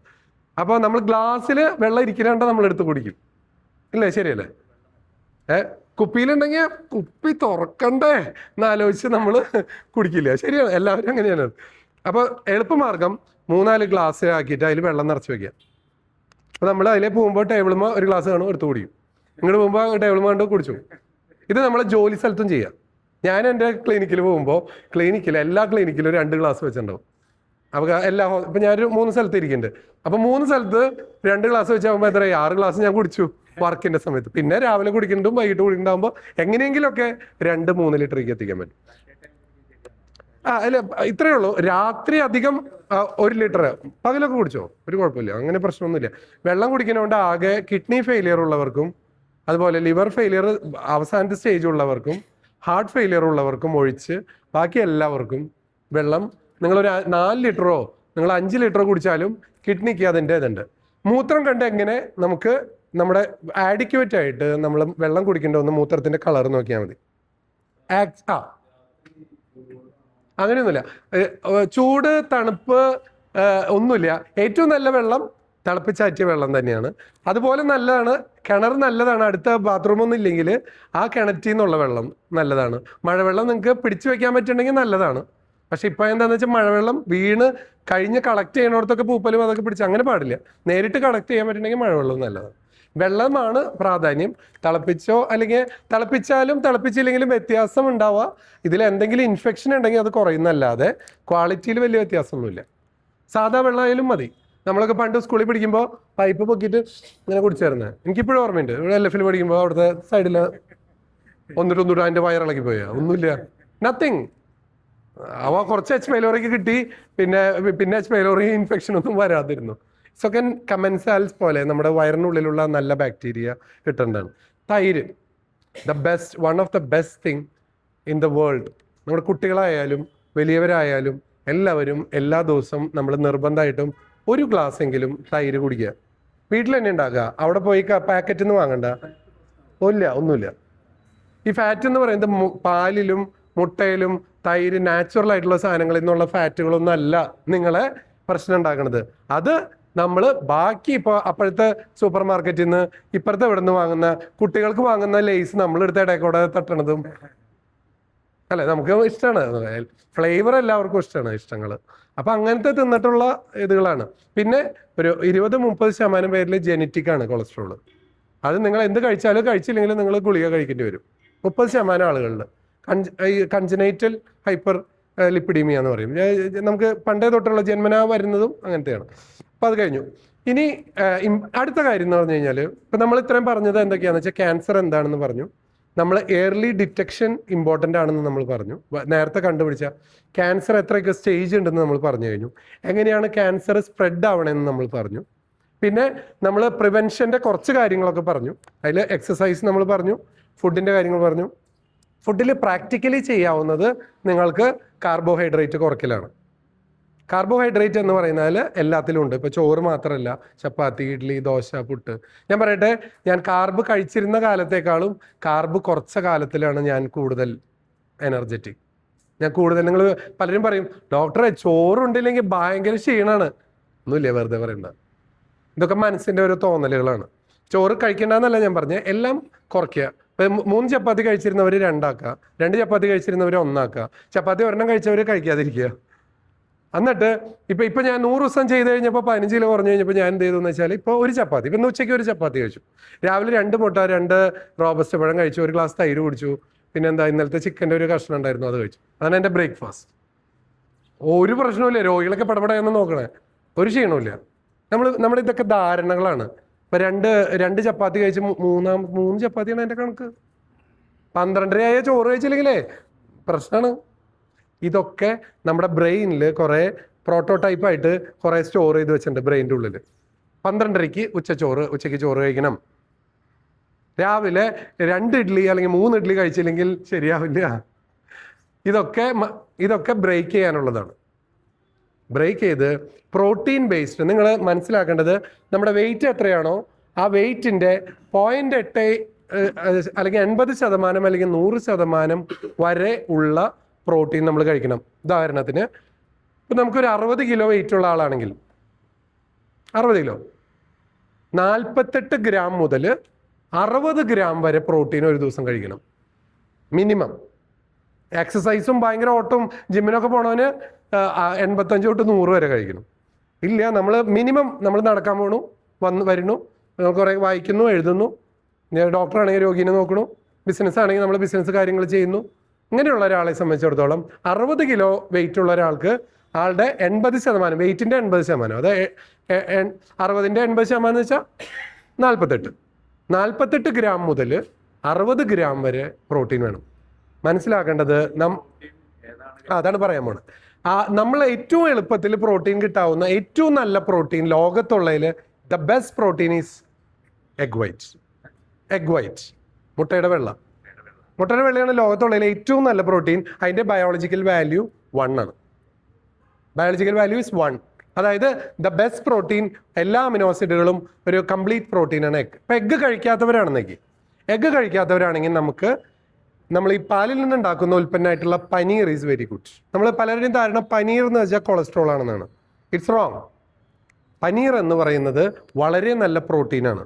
അതുപോലെ പയർ, ചെറുപയർ, പച്ചപ്പയർ, ഉണക്കപ്പയർ, കടല, മുതിര, പരിപ്പ്, പിന്നെ ഗ്രീൻ പീസ്, ഇതൊക്കെ പ്രോട്ടീൻ സോഴ്സുകളാണ്.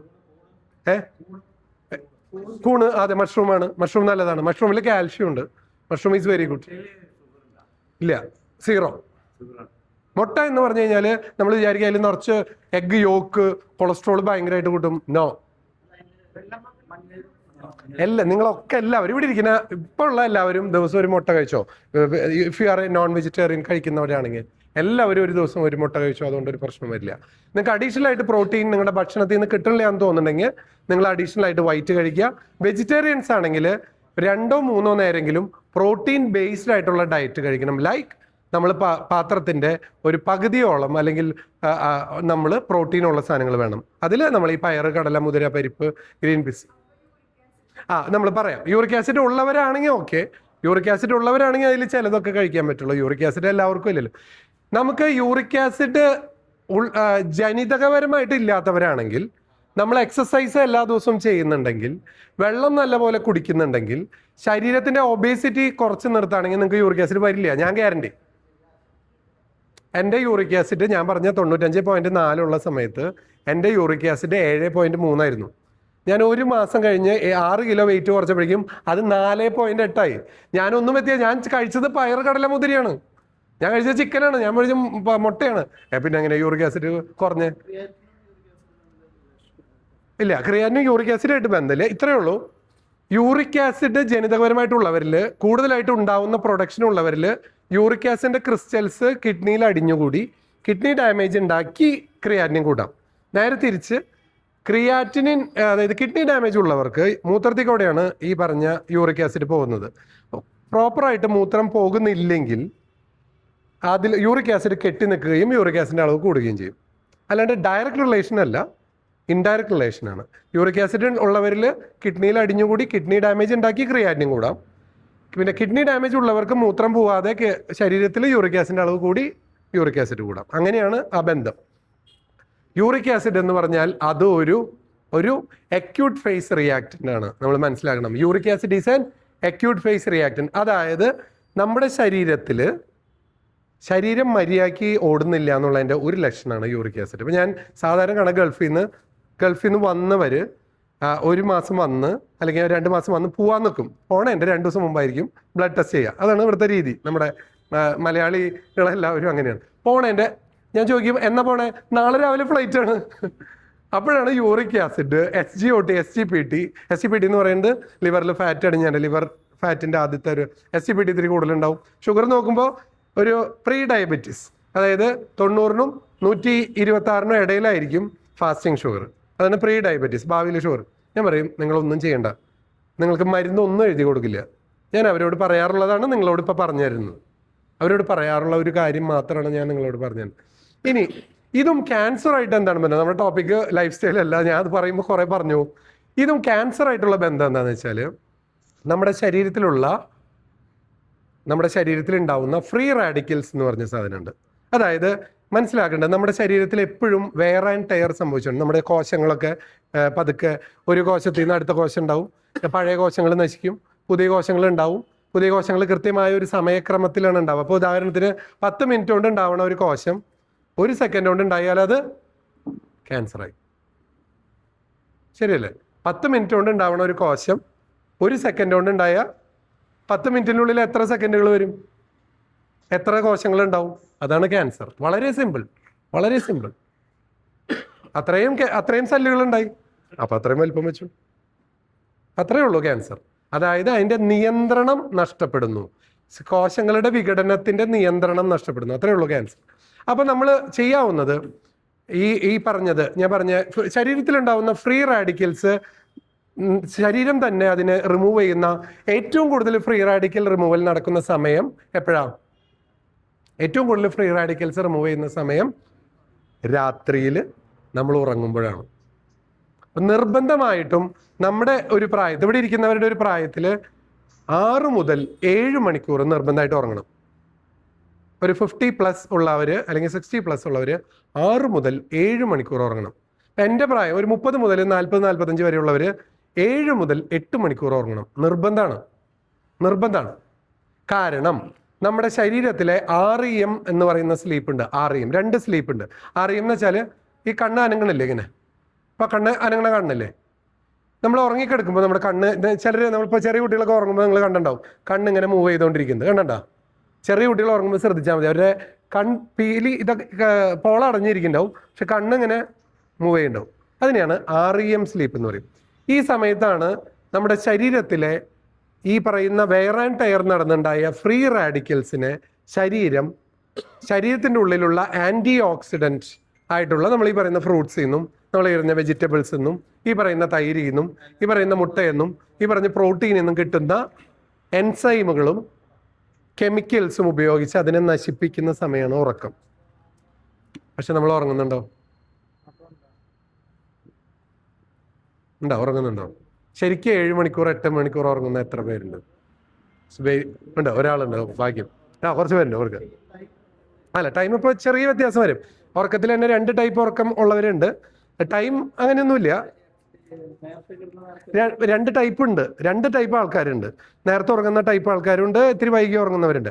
എന്തായാലും നമുക്ക് ആ 7-8 മണിക്കൂർ ടൈം സ്പാനിനേക്കാളും ഇമ്പോർട്ടൻറ്റ് REM സ്ലീപ്പാണ്. ഞാൻ പറഞ്ഞില്ലേ, 2 മണിക്കൂറെങ്കിലും ഈ 7 മണിക്കൂറിൽ REM സ്ലീപ്പ് കിട്ടുന്നുണ്ടെങ്കിൽ നമുക്കൊരു ആഡിക്വേറ്റ് സ്ലീപ്പ് കിട്ടിയെന്ന് അർത്ഥം. 2 മണിക്കൂർ. അത് പഠനങ്ങളാണ്, സ്ലീപ്പ് സ്റ്റഡി എന്നൊക്കെ പറയും. അങ്ങനെ ചെയ്യുമ്പോഴാണ് കൂടുതൽ വരും. ഓക്കെ. അപ്പോൾ ഈ ഞാൻ ക്യാൻസറായിട്ട് ലിങ്ക് ചെയ്യാം.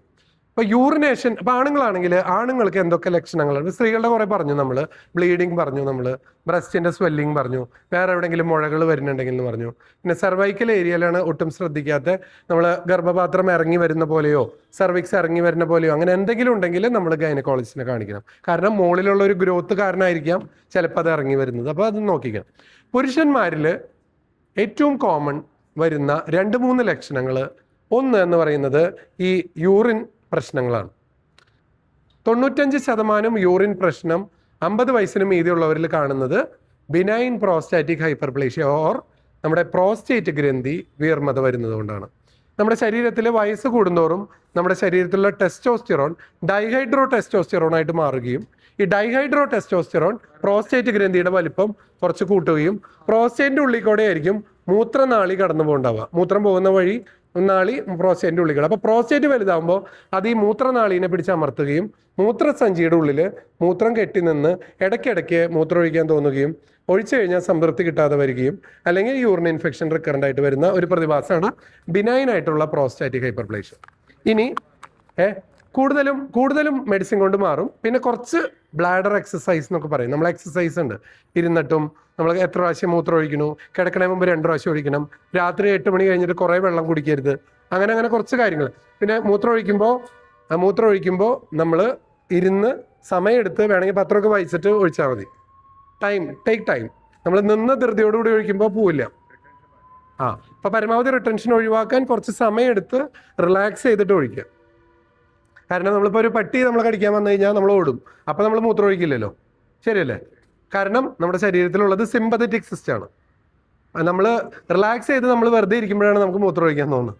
അത് നമ്മുടെ പാരസിമ്പതറ്റിക് സിസ്റ്റമാണ്. അപ്പോൾ അതുകൊണ്ടാണ് നിന്ന് ഒപ്പം ഒഴിച്ചിട്ട് പോകാന്ന് വെച്ച് നിൽക്കുമോ, അയ്യോ പോണില്ലല്ലോ, വീണ്ടും ടെൻഷനായി, പിന്നെ ഒന്നും പോവില്ല. അപ്പോൾ നമ്മൾ സമാധാനത്തിലിരുന്ന് റിലാക്സ് ചെയ്ത് അവിടെ ഇരുന്ന് വേണമെങ്കിൽ പാട്ടൊക്കെ കേട്ടോ, കുഴപ്പമില്ല. എന്നിട്ട് പത്രമൊക്കെ വായിച്ച് അല്ലെങ്കിൽ കുറച്ച് നേരം ഇരുന്ന് ഒരു 10 മിനിറ്റോ 15 മിനിറ്റോ എടുത്തിട്ട് അവസാനത്തെ 2 മൂത്രമൊഴിക്കൽ അങ്ങനെ ചെയ്യുക. ഒരു മണിക്കൂർ ഒഴിച്ചാൽ രാത്രി ഒരു 1, 2, 3 ആയിട്ട് കുറയും. പറഞ്ഞു.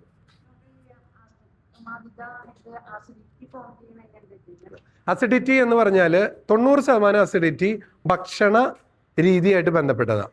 നമ്മളെ പഴയ ആൾക്കാർ കഴിച്ചിരുന്ന ഭക്ഷണ രീതിയാണ് ഏറ്റവും അഭികാമ്യം. അതായത് ഇപ്പോൾ നമ്മൾ ജോലിക്ക് പോണേക്കാളും 2 മണിക്കൂർ മുമ്പ് ഭക്ഷണം കഴിക്കണം. നമ്മൾ ഉച്ചഭക്ഷണം പരമാവധി നേരത്തെ 12 സൂര്യൻ മുകളിൽ എത്തുമ്പോൾ സമയത്ത് ഭക്ഷണം കഴിക്കുക, 12 മണിക്ക് 1 മണിക്ക് ഇടയിൽ. രാത്രി ഭക്ഷണം സൂര്യൻ അസ്തമിച്ച് കഴിഞ്ഞാൽ ഉടൻ തന്നെ ഭക്ഷണം കഴിക്കേണ്ടതാണ് നല്ലത്. ശരി സാർ, താങ്ക് യു. സൂര്യൻ അസ്തമിച്ച് കഴിഞ്ഞാൽ അപ്പം തന്നെ ഭക്ഷണം കഴിക്കേണ്ടതാണ് നല്ലതെന്ന് പറയും. അതിന് റീസൺ നമ്മൾ കിടന്നുറങ്ങണേക്കാളും 2.5 മണിക്കൂർ മുമ്പെങ്കിലും ഭക്ഷണം കഴിച്ചിരിക്കണം. കിടന്നുറങ്ങണേക്കാളും 2.5 മണിക്കൂർ. ഇത് ഭക്ഷണം വയറ്റിലെത്തി ദഹിച്ച് താഴേക്ക് പോയില്ലെങ്കിൽ ഇവിടെ ദഹിക്കാതെ കിടക്കുന്ന ഭക്ഷണങ്ങൾ നമ്മൾ ഈ പോസ്ചറിൽ നിന്ന് ഇങ്ങനെ വരുമ്പോൾ നമുക്കറിയാം.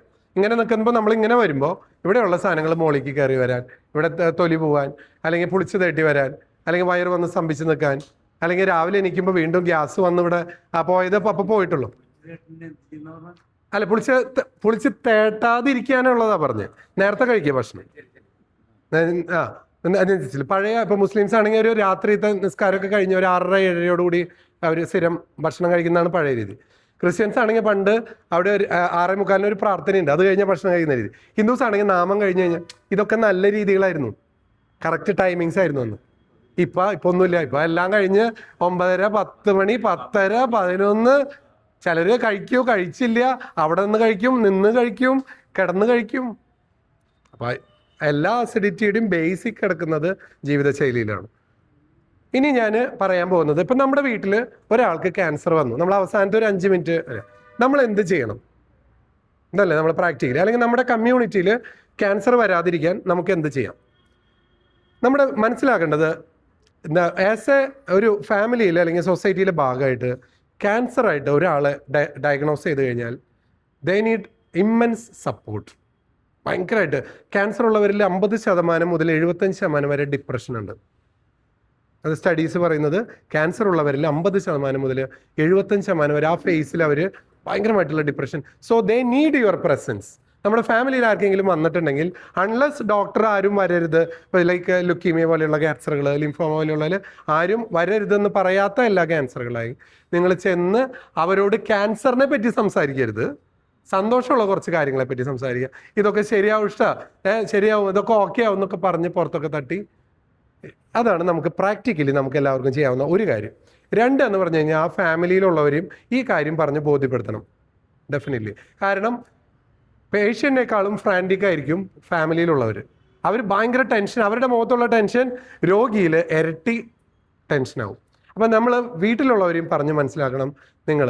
പിന്നെ ആർക്കെങ്കിലും വിഷാദ രോഗം, അതായത് ഒന്നിനും താല്പര്യമില്ല, എപ്പോഴും സങ്കടം വരുന്നു, എപ്പോഴും നിങ്ങൾ ഡെഫിനറ്റ്ലി ഒരു സൈക്കോളജിസ്റ്റ് ഓർ സൈക്യാട്രിസ്റ്റിൻ്റെ അടുത്ത് കൊണ്ടുപോകണം.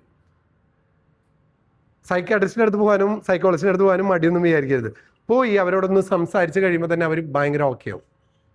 മരുന്നൊന്നും വേണ്ടി വരില്ല. ചിലപ്പോൾ ഒരു സൈക്കോളജിസ്റ്റിൻ്റെ അടുത്ത് പോയി 2 റൗണ്ട് സംസാരിച്ച് കഴിയുമ്പോൾ തന്നെ അവർ ഓക്കെ ആവും.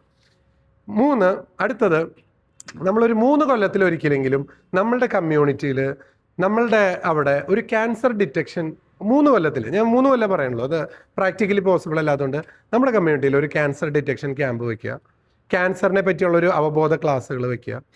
പിന്നെ ക്യാൻസർ എയർലി ഡിറ്റക്ട് ചെയ്തവരെ നമ്മൾ ഹെൽപ്പ് ചെയ്യുക. അതൊക്കെയാണ് ഇപ്പോൾ നീഡ്സും എല്ലാവരും ചെയ്തുകൊണ്ടിരിക്കുന്നത്. അപ്പോൾ ഉള്ളവരെ അറിയിക്കുക, അവരുടെ കൂടെ നിൽക്കുക, അവരെ സപ്പോർട്ട് ചെയ്യുക. ക്യാൻസറിൽ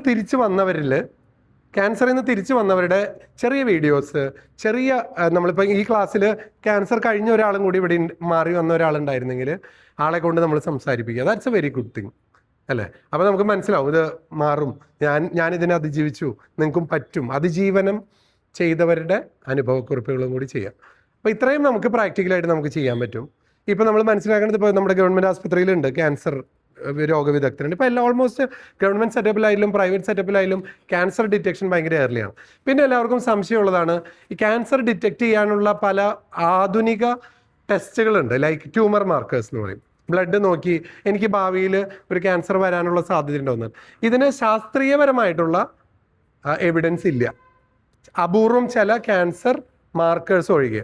ഉദാഹരണത്തിന് കോളൻ ക്യാൻസർ ഉണ്ടെങ്കിൽ, ഇപ്പോൾ ഒരാൾക്ക് ഫാമിലിയിൽ കോളൻ ക്യാൻസർ വന്നിട്ടുണ്ടെങ്കിൽ അവരുടെ ഫാമിലിയിലുള്ള താഴെ ഉള്ള നെക്സ്റ്റ് ജനറേഷനുള്ളവർ ഐഡിയലി 35 വയസ്സ് കഴിയുമ്പോൾ ഒരു പ്രാവശ്യം കൊളനോസ്കോപ്പി ചെയ്യണം. മുകളിക്കൂടെ ഇല്ല, താഴെക്കൂടെ കൊളനോസ്കോപ്പി ചെയ്യണം. അങ്ങനെയാണ് അതിൻ്റെ ഡിക്റ്റം. ആ ഫസ്റ്റ് ഡിഗ്രി റിലേറ്റീവ്സിന് വരാനുള്ള സാധ്യത ഭയങ്കര കൂടുതലാണ്. ബ്രസ്റ്റ് ഫസ്റ്റ് ഡിഗ്രി ഉള്ളവർ സെൽഫ് ബ്രസ്റ്റ് എക്സാമിനേഷൻ എന്തായാലും ചെയ്തിരിക്കണം. ഫാമിലിയിൽ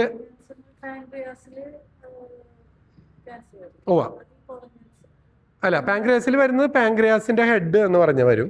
അപ്പോൾ എന്തുണ്ടാവുന്ന വെച്ചാൽ ഈ കുടലുകളെ, പാങ്ക്രിയാസ് എന്ന് പറയുന്നത് കുടലിന്റെ സൈഡിൽ നിൽക്കണ്ട, കുടലുകളെ ഇങ്ങനെ അമർത്തും. അപ്പോൾ ഭക്ഷണം ഇറങ്ങാണ്ട് വരും. ഒപ്പം ഇതിൻ്റെ ഉള്ളിൽ കൂടെയാണ് നമ്മുടെ ലിവറിന്റെ ട്യൂബ്, കോമൺ ബൈൽ ഡക്റ്റ് എന്ന് പറഞ്ഞ ബൈൽ ഡക്റ്റ് ഇവിടെ ഈ ഭാഗത്താണ് അറ്റാച്ച് ചെയ്യുന്നത്. അപ്പോൾ പതുക്കെ ബിലിറൂബിൻ കൂടും. അപ്പോൾ എന്താ വേണ്ടി വരാന്ന് വെച്ചാൽ ഈ 4ഉം 3ഉം കൂടിയ ഭാഗത്ത് കട്ട് ചെയ്ത് ട്യൂമർ മാർക്കർ ഉണ്ട്, ട്യൂമർ മാർക്കർ ചെയ്യും. അതാ പറഞ്ഞത്. അങ്ങനെ പാങ്ക്രിയാസും colon, breast, melanoma, malignant melanoma, ഇതൊക്കെയാണ് കോമൺ ആയിട്ടുള്ള ക്യാൻസറുകൾ ട്യൂമർ മാർക്കർ ഉള്ളത്. അതിൽ ഏറ്റവും കൂടുതൽ എവിഡൻസ് ഉള്ളതാണ് കോളൻ ക്യാൻസർ. കുടലുകളിലുള്ള ക്യാൻസർ ഉള്ളവരിൽ പിന്നത്തെ തലമുറയിൽ വരാനുള്ള സാധ്യത ഭയങ്കര കൂടുതലാണ്. കാരണം അതൊരു ജീൻ വഴിക്കുക, APC എന്ന് പറയുന്ന ഒരു ജീൻ വഴിക്കുക. അതിന് ജീനുണ്ടാവുന്ന മ്യൂട്ടേഷൻ കൊണ്ടുണ്ടാവുന്ന അടുത്ത തലമുറയിൽ ഉണ്ടാകും. അതുപോലെ ബ്രസ്റ്റ് ക്യാൻസറും നമ്മുടെ ഫാമിലിയിൽ, തൊട്ടടുത്ത ഫാമിലിയിൽ ഉണ്ടെങ്കിൽ വരാനുള്ള സാധ്യത ഭയങ്കര കൂടുതലാണ്.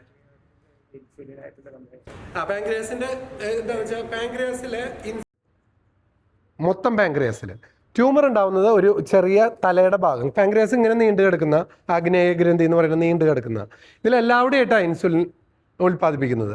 ഇവിടെ മാത്രം വരുന്ന ഒരു ട്യൂമർ ഇൻസുലിൻ്റെ പ്രവർത്തനത്തെ കുറയ്ക്കില്ല. അപ്പോൾ കൂടുതലും പാങ്ക്രിയാറ്റിക് ക്യാൻസർ ഉള്ളവർക്ക് ഇൻസുലിൻ എടുക്കേണ്ടി വരാൻ ചാൻസ് കുറവാണ്, പ്രൊവൈഡഡ് ക്യാൻസർ ചെറുതാണെങ്കിൽ. ക്യാൻസർ വലുതാണെങ്കിൽ കുറേ ഭാഗം പോയി ഡെഫിനറ്റ്ലി ഇൻസുലിൻ എടുക്കേണ്ടി വരും.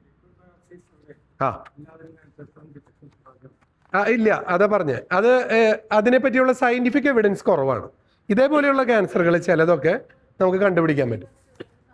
ലിവർ സീറോസിസ് വന്നവരിൽ ക്യാൻസർ വരാനുള്ള മടങ്ങ് 5 മുതൽ 10 മടങ്ങ് കൂടുതലാണ്. അതുകൊണ്ടാണ് സീറോസ് വരാണ്ട് നോക്കാൻ പറയണത്. സീറോസിസ് പിന്നെയും 5 കൊല്ലം 10 കൊല്ലം 15 കൊല്ലമൊക്കെ ജീവിക്കും പ്രോപ്പറായിട്ടുള്ള മരുന്നുകൾ എടുത്തു കഴിഞ്ഞാൽ. ഡീകോമ്പൻസേറ്റഡ് അല്ലെങ്കിൽ, അതായത് ലിവറിൻ്റെ പ്രവർത്തനങ്ങൾ നഷ്ടപ്പെട്ടിട്ടില്ലെങ്കിൽ സീറോസ് വന്നാലും 5 മുതൽ 10 കൊല്ലമൊക്കെ ജീവിക്കാം, ലിവർ മാറ്റി വയ്ക്കാം. പക്ഷേ സീറോസ് ഉള്ള ലിവറിൽ ക്യാൻസർ പെട്ടെന്ന് വരുന്നത് കൊണ്ട്, ക്യാൻസർ വരാനുള്ള സാധ്യത കൂടുതലുള്ളതുകൊണ്ട് അത് ശ്രദ്ധിക്കണം എന്നാണ് പറയുന്നത്.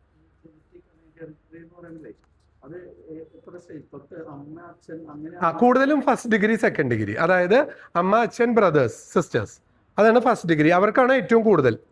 പിന്നെ സെക്കൻഡ് ഡിഗ്രി, അങ്കിള്, നമ്മളെ സെക്കൻഡ് ഡിഗ്രി. അപ്പോൾ അതായത് അമ്മയുടെ ആങ്ങള അങ്ങനെയൊക്കെ വരുന്ന, അച്ഛൻ്റെ അനിയൻ അങ്ങനെയൊക്കെ വരുന്നത് സെക്കൻഡ് ഡിഗ്രി. അപ്പോൾ ഈ 2 ഡിഗ്രി അപ്പുറത്തേക്കില്ല. ഈ ഫസ്റ്റും സെക്കൻഡ് ഡിഗ്രിയാണ് കൂടുതൽ.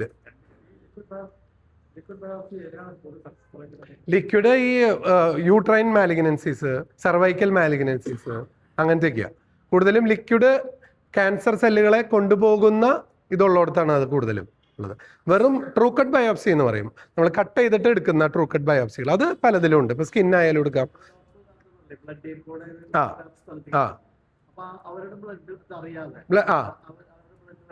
ഇല്ല, അതുകൊണ്ടൊന്നും പകരില്ല. അത് നമ്മുടെ ശരീരം ഭയങ്കര യൂണീക്കാണ്. നമ്മുടെ ശരീരത്തിൽ ക്യാൻസർ സെല്ലുകളെ കൊല്ലുന്ന സെല്ലുകളുണ്ട്. അതിന് NK സെൽസ് എന്ന് പറയും, നാച്ചുറൽ കില്ലർ സെൽസ്.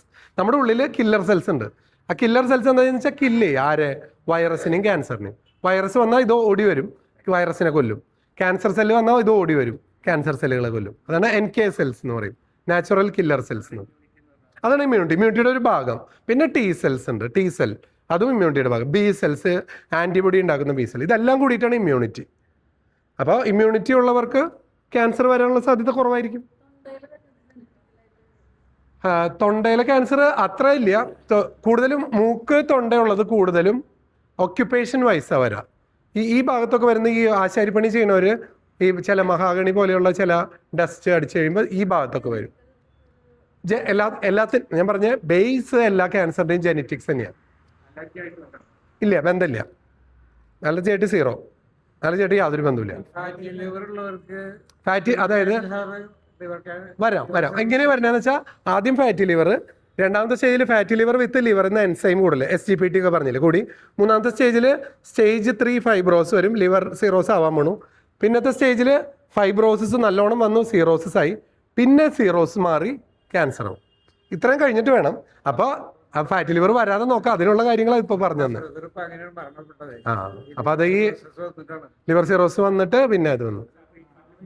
ഏതാ ഏത് ഫാറ്റ് ലിവർ? അതായത് അതാണ് ഫൈബ്രോസിസ് എന്ന് പറയുന്നത്. ഫൈബ്രോസിസ് എന്ന് വെച്ചാൽ കല. അപ്പോൾ എനിക്കിതൊരു ഞാൻ ഒരു കോളേജിൽ പഠിക്കുമ്പോൾ ഉണ്ടായതാ. ഇതൊരു കലയാണ്, എൻ്റെ കലയല്ലേ.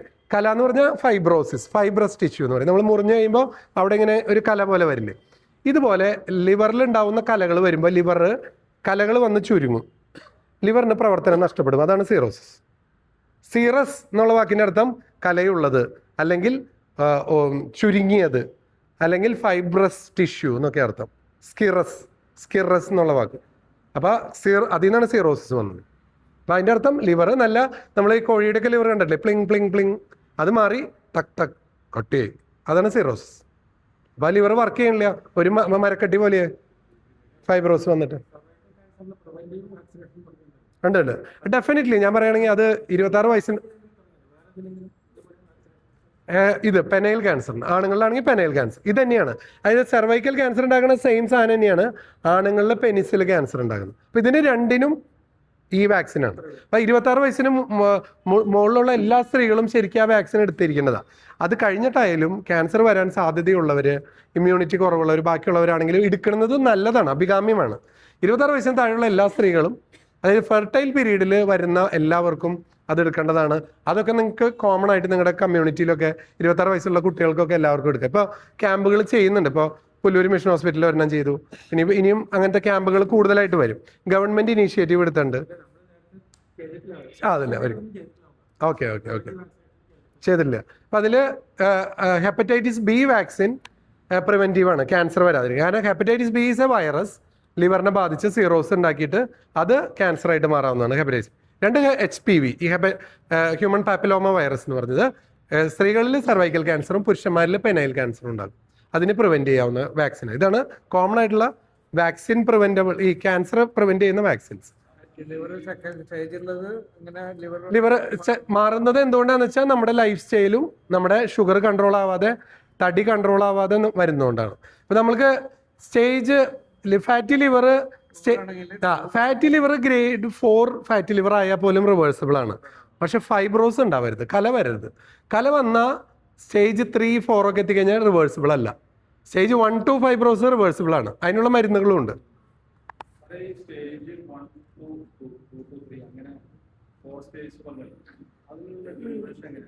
അത് പറയാൻ പറ്റില്ല, ഓരോ ക്യാൻസറിനും ഡിഫറെൻ്റാണ്.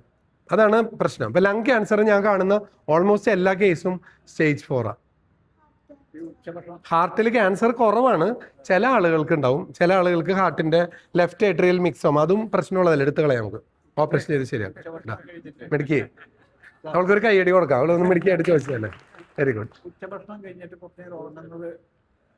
അല്ല, ഉറക്കം എപ്പോഴും നമുക്ക് കണ്ടിന്യൂസ് ഉറക്കം കിട്ടേണ്ടതാണ് എപ്പോഴും നല്ലത്. ഉച്ചയ്ക്ക് ഉറങ്ങാൻ സമയമുള്ളവർ ഉറങ്ങിക്കോ, നല്ലത് തന്നെയാണ്. ദോഷമൊന്നുമില്ല, എപ്പോൾ ഉറങ്ങിയാലും ദോഷമൊന്നുമില്ല. പിന്നെ ഈ REM വരണമെങ്കിൽ ഒരു 2 മണിക്കൂർ 3 മണിക്കൂർ എടുക്കും. ഈ REM സ്ലീപ്പ് എത്തണമെങ്കിൽ നമ്മൾ ഈ അരമണിക്കൂർ പവർ നാപ്പ് എന്നൊക്കെ പറയില്ലേ, അതുകൊണ്ട് വലിയ ബെനിഫിറ്റ് ഒന്നുമില്ല. അതൊക്കെ കിട്ടണമെങ്കിൽ ഒരു 2-3 മണിക്കൂർ കഴിയുമ്പോൾ അവൻ നല്ല ഗാഢ നിദ്രയിൽ പോകും. നമ്മൾ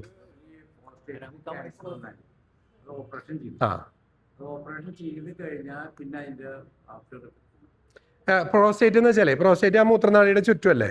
അപ്പൊ അവിടെ ഓപ്പറേഷൻ ചെയ്ത് കഴിഞ്ഞാൽ മൂത്രം ചെയ്തിട്ടുണ്ടായിരുന്നു അല്ലേ? അതാണ് ഒരു പ്രശ്നം. കാരണം പ്രോസ്റ്റേറ്റ് ഈ മൂത്രനാളിനെ പിടിച്ചെടുത്തുന്ന ഒരു സാധനല്ലേ, ഫുൾ എടുത്ത് കളഞ്ഞു കഴിയുമ്പോൾ അവിടെ ഒരു ബലക്കുറവ് നമുക്ക് ഫീൽ ചെയ്യും.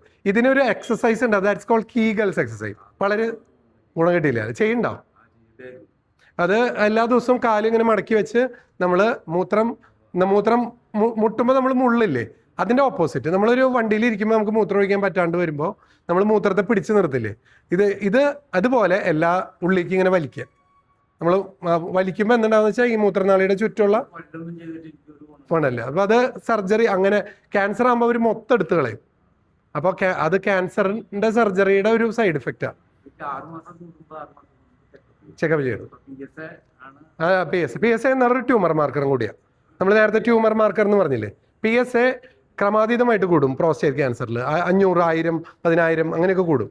നമ്മൾ സാധാരണ നോർമൽ 0 to 4 or 0 to 5 അതാണ് നോർമൽ. അപ് ടു 10, 25 ഒക്കെ നോർമൽ ആവാം ചില കേസിൽ. പക്ഷെ PSA എടുത്ത് അറിയാൻ പറ്റും. ഓപ്പറേഷൻ കഴിഞ്ഞാൽ നല്ലോണം 0ന്റെ അടുത്തായിരിക്കും. 0 അടുത്തായിരിക്കും. അങ്ങനെ രാവിലെ വെറും വയറ്റില് ശുദ്ധജലം കുടിക്കുന്നത് നല്ലതാണ്. വെള്ളം എപ്പോൾ കുടിച്ചാലും നല്ലതാണ്. പക്ഷെ ആകെ ഞാൻ പറയാം, കിടക്കണ നേരത്ത് കുറേ വെള്ളം കുടിച്ച് അസിഡിറ്റി കൂട്ടരുത്, അത്രേ ഉള്ളൂ. എപ്പോൾ വെള്ളം കുടിക്കണോ അതൊക്കെ നല്ലതാണ്. ഇപ്പൊ ഇവിടുന്ന് ഇറങ്ങുമ്പോൾ എന്നെ വെള്ളം കുടിച്ചിട്ട് ഇറങ്ങിയോ, അതും നല്ലതാണ്. Very good, very good. എത്ര വെള്ളം കുടിക്കണോ അതും നല്ലതാണ്. അൺലെസ് നമുക്ക് ഏറ്റവും ഏതാ ഇമ്മ്യൂണോതെറാപ്പി എന്ന് പറഞ്ഞിട്ടുണ്ട്. ഇമ്മ്യൂണോതെറാപ്പി എന്ന് വെച്ചാൽ നമ്മൾ ടാർഗറ്റ് ചെയ്യും ഓരോ സെല്ലുകളെ. നമ്മൾ അതിന് പറ്റുന്ന ഓരോ കെമിക്കൽസുമായിട്ട് വെച്ച് അതിനെ ടാർഗറ്റ് ചെയ്ത് ചുറ്റുപാടൊന്നും ഡാമേജ് ഇല്ലാതെ അതിനെ മാത്രം ടാർഗറ്റ് ചെയ്ത് ചെയ്യുന്നതാണ് ഇമ്മ്യൂണോതെറാപ്പി എന്ന് പറയുന്നത്. പിന്നെ അതുപോലെ മോണോക്ലോണൽ ആൻറ്റിബോഡീസ് എന്ന് പറഞ്ഞിട്ടുണ്ട്. അതായത് ഈ ആൻറ്റിബോഡി നേരെ പോയിട്ട് ക്യാൻസർ ആൻറ്റിജന്മ അറ്റാച്ച് ചെയ്തിട്ട് അതിനെ മാത്രം നശിപ്പിക്കും. അങ്ങനെ മോണോക്ലോണൽ ആൻറ്റിബോഡി ഉണ്ട്, അതൊരു പുതിയ. പിന്നെ ടാർഗറ്റഡ് കീമോതെറാപ്പി ഉണ്ട്. അതായത് ഇപ്പോൾ തലച്ചോറിൻ്റെ ഉള്ളിൽ നമ്മൾ ഒരു സ്ഥലത്ത് കീമോ കൊടുക്കണമെങ്കിൽ അല്ലെങ്കിൽ റേഡിയേഷൻ കൊടുക്കണമെങ്കിൽ അവിടെ മാത്രം നമ്മൾ മാർക്ക് ചെയ്ത് കറക്റ്റാക്കി വേറെ ഒരു അവയവത്തിനും ബാധിക്കില്ല എന്ന് ഉറപ്പ് വരുത്തി അവിടെ മാത്രം റേഡിയേഷൻ കൊടുക്കും. ഇതൊക്കെ അഡ്വാൻസസ്. ട്രേസർ വെച്ചിട്ടുമുണ്ട്. അഡ്വാൻസ്മെൻറ്റ് ഭയങ്കരമാണ്. അതാ ഞാൻ പറഞ്ഞേ, 95% ക്യൂറബിൾ ആണ്. അപ്പോൾ ക്യാൻസർ എന്ന് പറഞ്ഞാൽ പേടിക്കേണ്ട ഒരു സാധനമല്ല. ക്യാൻസർ ആയാൽ ഏറ്റവും കൂടുതൽ വേണ്ടത് സപ്പോർട്ടാണ്, സപ്പോർട്ട് ഗ്രൂപ്പ്. 2, ഫിനാൻഷ്യലി നമുക്ക് സഹായിക്കാൻ പറ്റുകയാണെങ്കിൽ കുറച്ച് സഹായിക്കുക. അതോടൊപ്പം നമ്മൾ നമ്മുടെ കമ്മ്യൂണിറ്റിയിൽ എയർലി ഡിറ്റക്ട് ചെയ്യാനുള്ള സാധനങ്ങൾ ചെയ്യുക. പിന്നെ ഈ പറഞ്ഞ breast, colon, pancreas, skin cancer ഉള്ളവർ ഒന്ന് ശ്രദ്ധിക്കുക, ഫാമിലിയിൽ വരുന്നുണ്ടോ എന്ന് ശ്രദ്ധിക്കുക. ഇത്രയാണ് നമുക്ക്. പിന്നെ ഭക്ഷണ രീതി, കാർബോഹൈഡ്രേറ്റ് കുറയ്ക്കുക, പ്രോട്ടീൻ കൂട്ടുക, വെള്ളം നല്ലോണം കുടിക്കുക, ആഴ്ചയിൽ 4-5 ദിവസം എക്സസൈസ് ചെയ്യുക, 2-3 ദിവസം മസിൽ. No panic. അതായത് നമുക്ക് പറ്റുന്ന കൈയുടെ ആണെങ്കിൽ ഇങ്ങനെ വേണമെങ്കിൽ പൊക്കണമെങ്കിൽ ഇങ്ങനെ ഇരുന്ന് ചെയ്യാം നമുക്ക്. അല്ലെങ്കിൽ അതെങ്ങനെ ചെയ്താൽ മതി, വെറുതെ ഇങ്ങനെ ചെയ്യാം. ഓപ്പൺ എന്ത് വേണമെങ്കിൽ ചെയ്യാം. അതായത് നമ്മുടെ എന്താ എക്സസൈസ് ചെയ്യുമ്പോൾ ഉണ്ടാവണമെന്ന് വെച്ചാൽ നമ്മുടെ മസിലിന്റെ ഫൈബറിൽ ഒരു വിള്ളൽ വരും. അതാണ് പിന്നത്തെ ദിവസം നമുക്ക് വേദന വരുന്നത്. നമ്മൾ എന്തെങ്കിലും ചെയ്ത് കഴിയുമ്പോൾ ആ വേദന നോർമലാണ്. ആ വിള്ളലിൻ്റെ അവിടെ പുതിയ മസിൽ ഫൈബർ റീജനറേറ്റ് ചെയ്യും, ഉള്ള മസിൽ ഫൈബർ വീർത്തും വരും. അങ്ങനെയാണ് മസിലിന് ബലം കിട്ടുന്നത്. അപ്പോൾ വേദന കുരിശില്ലാതെ കിരീടമില്ല എന്ന് പറയുന്ന പോലെ വേദനയില്ലാതെ മസിൽ സ്ട്രെങ്ത് ഇല്ല. നമ്മൾ ചെയ്യുന്ന പിറ്റേ ദിവസം നല്ല വേദന ഉണ്ടാവും.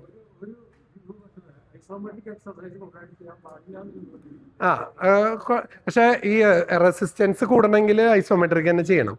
റെസിസ്റ്റൻസ് എക്സസൈസ് എന്ന് പറയുന്നത് നമ്മൾ കറക്റ്റ് ഒരു റെസിസ്റ്റൻസിനെതിരെ നമ്മൾ ചെയ്യുന്നത്. നല്ല മാറ്റി. അതായത് ഒരു ഓർഗൻ ഇപ്പൊ എനിക്ക് എൻ്റെ കൈയുടെ ഞാൻ ചെയ്തു നോക്കിയേ, ഗുണമില്ല അതാ പറയാൻ പോണേ. എൻ്റെ ഇവിടുത്തെ ചെയ്തിട്ടുണ്ടെങ്കിൽ എൻ്റെ പിറ്റേ ദിവസമായിരിക്കും ഇതിൻ്റെ റിപ്പയർ നടക്കുക. അതിൻ്റെ പിറ്റേ ദിവസമായിരിക്കും ഇത് ഗ്രോത്തും റീജനറേഷൻ. അപ്പോൾ ഒരു 4-5 ദിവസം കഴിഞ്ഞിട്ട് ഇതിന് ചെയ്തിട്ടേ പിന്നെ ഫലമുള്ളൂ.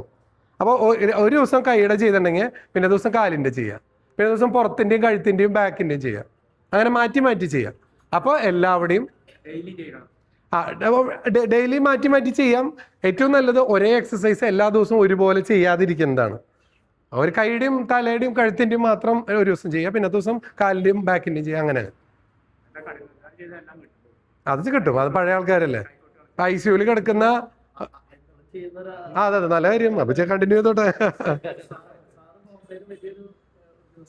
ഓക്കെ നാട്ടിലെത്തിയതിന് ശേഷം അല്ലേ? ഓക്കെ നല്ല കാര്യം. Well good.